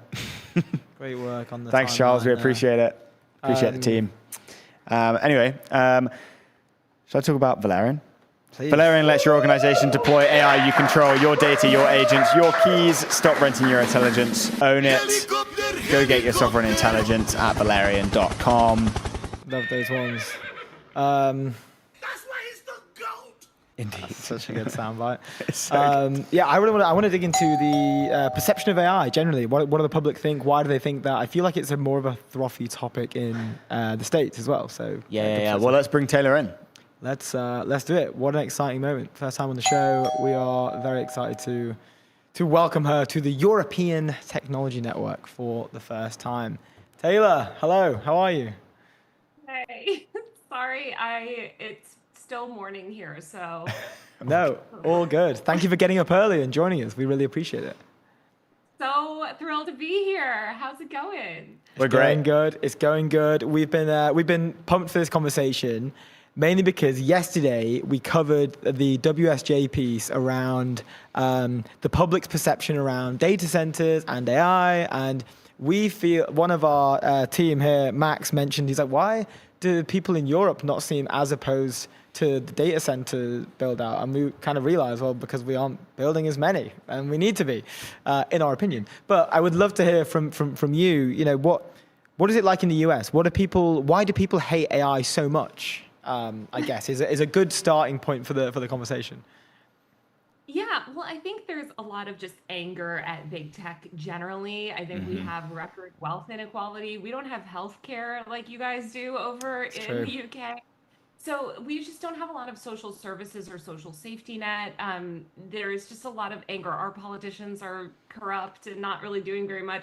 And so I think a lot of working people are struggling. And these big tech companies are exacerbating that. You know, when they see headlines about AI, they mostly understand it in the context of like layoffs or, you know, war, you know, it's being used to help bomb a girls' school in Iran, you know, so obviously they're not going to have a super positive connotation with this technology. And Silicon Valley has done a really bad job of like explaining why these tools are even useful. Yeah. I think you're a perfect person to talk to about the diffusion of information into different groups, and we're seeing like a bunch of people kind of move out or maybe trad media companies and go and build their own like niche audiences. What do you think that those people, us, you, and then a bunch of other people building in this kind of space, in the media space, have how can we have an impact on the general discourse on AI? Because obviously we're very much in like this AI bubble in terms of the discourse around it. But what about the kind of general population? Like how does that change? We were talking about the narrative with tech companies. I think that's generally the overarching idea, right? Is the fact that generally tech companies aren't seen as like the best kind of companies in terms of for the people. Have a bad rep. And therefore this data center build out is just kind of like another cherry on the top type thing. So what's how can information diffusion get deep enough to the general population? Yeah, I mean, so much of it is actually not based on information, it's based on emotion. Okay. John wrote this great piece too about sort of data centers and the build out. And some data centers are a lot worse than others, right? Some are attached to a giant natural gas plant, and it's totally reasonable for people not want to live like next door to that, you know? But other data centers are being built more responsibly, or they could be put somewhere that is less disruptive. But people just want to feel buy-in. And right now they feel like tech and these tech billionaires they sort of don't have, they don't really care what people think, because they're going to go out and build these things anyway, and they're going to steamroll these communities, or they're going to, there's this narrative as well that like, the internet and phones are controlling everyone's life and making everyone miserable and stuff. So I think people just have a lot of emotional resentment. And no matter how many times you fact check, misinformation about water and data, usage at the data centers, like it doesn't matter, because they want to feel like they matter, and they want to feel like these tech companies actually are listening to them. And right now they don't. Yeah. Okay. Yeah. I kind of see that in a way as like, I think ages ago we discussed this. The next step for the labs kind of does have to be win the masses. And you're seeing that with like Meta doing the $1 billion fund for and like AI for the People fund. Yeah, and it's like investing in local communities. OpenAI was doing an open house and inviting members of the public in. They also had a job board internally at the open house, which I thought was hilarious, because like, they do such a good job that they actually end up convincing them to join the company. They get a job. Which is funny. But like, we're seeing these strategic elements, and I do feel like there's like this weird invisible frontier for them that is winning like that comms game, which, on the run up to an IPO, like how important do you think that is, especially in America? Yeah, it's hugely important. At the same time, these business models are not completely predicated on consumer use of the tech, which is also, I think, why there hasn't been more buy-in, Anthropic especially. Like a lot of it is B2B. And so a lot of people also feel like, why do I have to learn AI? I had a perfectly good job. Now I have to learn this new thing. My boss is pushing on me in a stupid way or whatever. So there's a lot of resentment. I think the companies need to give people money, benefits. I mean, like one thing that Meta did is give like a $50,000 bonus to teachers. If you get $50,000, I promise you, your opinion of a company is gonna change. So I think there's that, and just again, like proving out more useful cases. A lot of consumers, by the way, I just did this Q&A explaining how I use AI in like producing my twice a week tech podcast. People were so angry. They're like, "How dare you use AI?" Da, da, da. I'm like, how do you think I'm making a podcast all by myself twice a week? Like, I think a lot of people don't realize how integrated these things are already into these creative tools, and how much labor a lot of this stuff takes. So they feel like, oh yeah, it's made with sunshine and rainbows. You know what I mean? It's like, So that was I'm glad you brought it up, because that was my next question. I saw this. It was like a connected to Substack, and the comments it was just pure rage. It was absolute rage. There was no, and we're not going to expect people to like try and understand on like the comment section, I guess, of something, because it is usually rage within that. But I was stunned to see how quickly it just descends into like, if I see AI, it's pure hate. Well, it's also, to me, it's so unproductive. Like, I'm actually somebody that's known for being quite critical of tech, and I think I cover tech in a really balanced way. I love technology. I'm a tech reporter, but I've also written about the bad behavior of, people like Elon Musk or some of these other figures. Like, I'm not going to give them an easy pass either. Yeah. So I don't know where this idea came to, that like a tech reporter shouldn't engage with technology, because I think a big issue, especially with consumer technology, is that tech reporters are kind of removed. We're in a bubble. We're like, wow, this is so exciting. I'll download every app, right? Normal people are not like that. And so it's really important to engage in these tools and understand the use cases, understand the differences between Grok and, I don't have my Grok bot set up yet, but understand the difference between like Claude and whatever.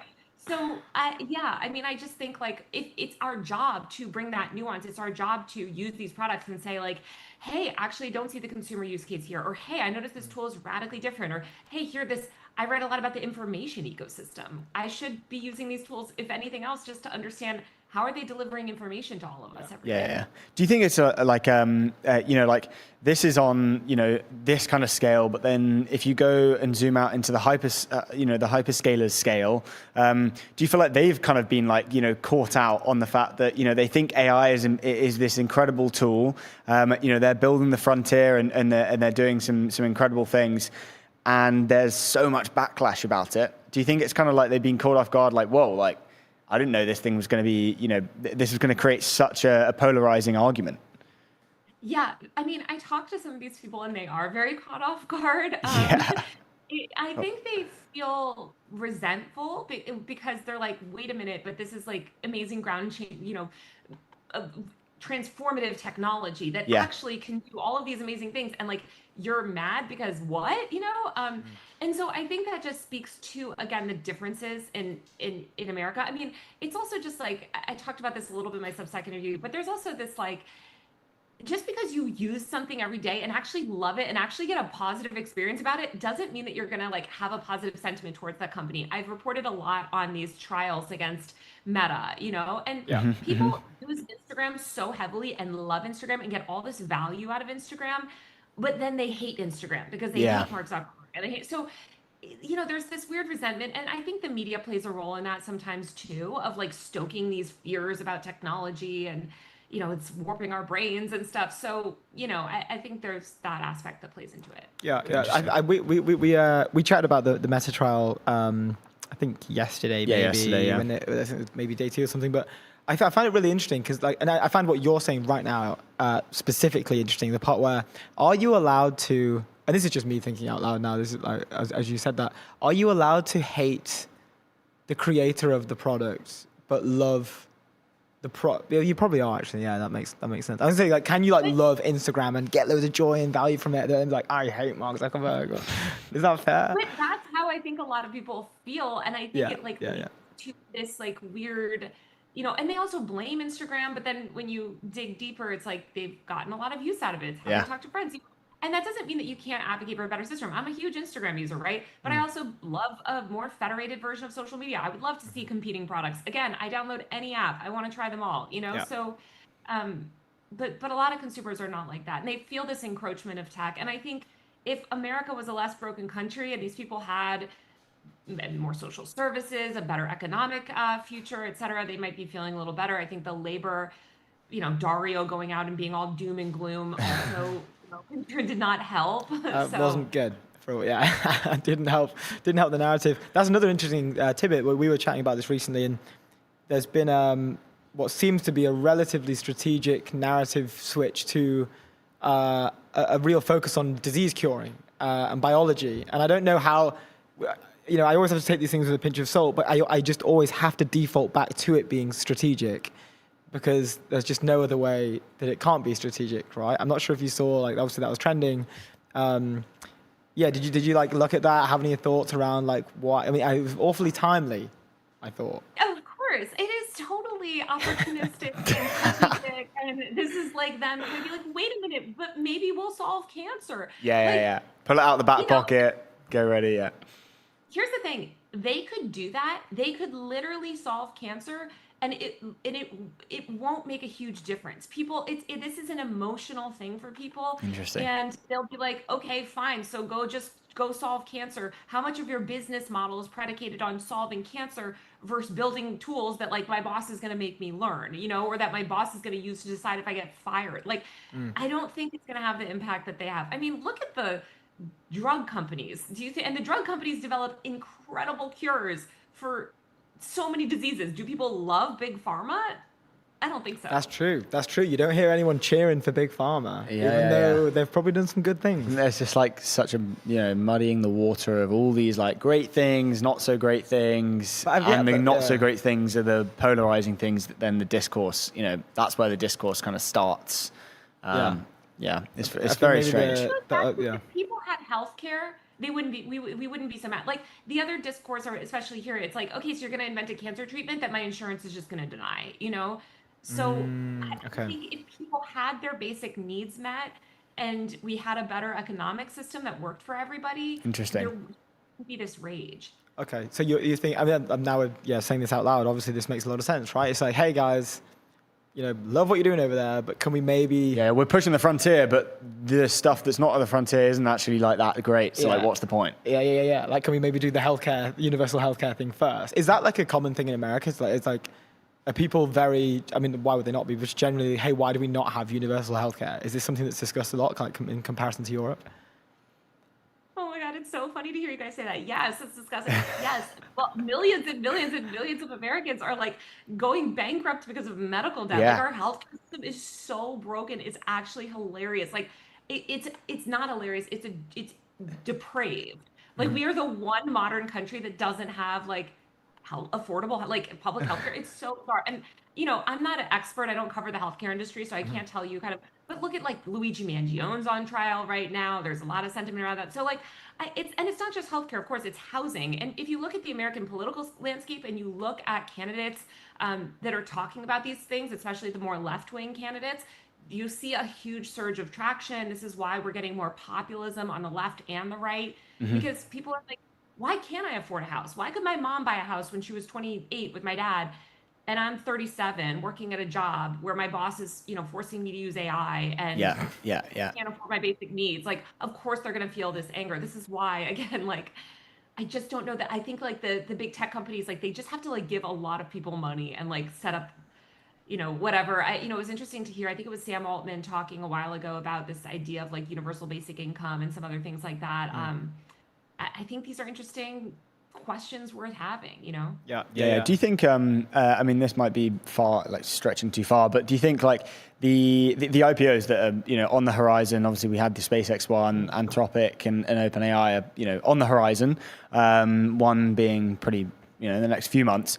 Do you feel like, the ability for them to create a bunch of millionaires potentially, and just general employees, like yes, they are working at a frontier company, but the working people are being millionaires purely out of their, the stock that they hold. Is that I don't know, does that help the narrative? I don't know. Sorry, I'm trying to plug my computer in because it is No, please go. No, I don't think, I mean, here's the thing. It's not going to be working people that benefit from these IPOs, right? It's going to just be a bunch of Silicon Valley people. There was that, I think he was a Grok engineer or something, bought like one of the most expensive houses in the Bay Area recently. And there was this big New York Post article about it, like $30 million house. Again, when people see this wealth disparity, they get very angry because they're like, hey, I've put in 20 years at my like steel job, or I'm a teacher, right, in Nebraska who has to buy my own supplies for my classroom. And now this guy that happened to work in an AI company, doing a white collar job is making millions. Like, I think it's going to exacerbate things. Yeah. Within that, then, like, okay, it's kind of going full circle as well, right back to the start. But and I know we are over. Sorry, I just do one more question and then we can wrap up. But how do you think they win public opinion? Like, we've had comments around like maybe that like the public need to see like value accrued in their personal everyday life, and one of the main ones would be the healthcare system. Like, if hey, like my bills just got deleted for healthcare, like wow, I'm obviously now going to be a huge or like hey, like this happened to me personally as a teacher. This thing within my teaching realm has been solved for me, and it doesn't cost me X amount of money. But then I think all of them kind of just come back to money in the end. Would love to know from your side and maybe your opinion. How can they win favor? I think money is a big part of it. I was talking to another writer who's brilliant, and she was saying like, OpenAI should just have like Mr. Beast style giveaways where they just like give massive amounts of money to people. Love it. Which is hilarious. But I do think like funding, like not so much funding charities, but like directly giving people money, you can't beat it. Like this is America. And I think being seen as understanding and empathetic, like again, so much of the backlash to this data center stuff is just people wanting to feel seen and heard and wanting to negotiate with a company in good faith, and that company maybe trying to go around them or not listening to them, not taking them seriously because maybe their concerns they feel like are not legitimate in some way. So I don't know. I also think Dario, it's Anthropic has, I think, realized, and Dario was of course on Twitter lamenting, oh, the media plays a role in the negative AI stuff. It's like, you look in the mirror, please, because you guys this constantly, and they put out this whole idea that AI is dangerous and scary and it's going to be, we've got to restrict it. And so yeah, I think the marketing from some of these companies is also contributing. Yeah. It does. It's I think they got a bit carried away with that, with the super doomer restriction. Yeah, restrictions. Can't this? This will destroy the world. But like, some of you can buy it if you want. Like, only like 10 of you can buy it with. But it's like, dude, what? Like, how does that? How does that work? How does that? And now it's a mythos level +1 fable is obviously out in the world and not ripping the world apart. Yeah. So. I know we are super over. Taylor, thank you so much for joining us. It's been an absolute pleasure. We'd love to do this we'll have to get you on again. Yeah, we can do a longer segment with. It's always good to hear what's happening on the across the pond. So thank you. Yes, well, so great to chat with you guys, and cheerio, as they say. Very good. For sure. Cheers, see you soon. Thank you. That's an amazing sign off. So that was such a best sign off yet. Anyway, let's just talk about Airwallex. Leave our data business bank behind with Airwallex, the all-in-one financial platform built for the pace of modern business. Go to airwallex.com. That is the show, ladies and gentlemen. Thank you very much for tuning in. We appreciate it. Great show. Cheerio. Cheerio. That's a cheerio. We'll see you soon. From everyone here at ETN.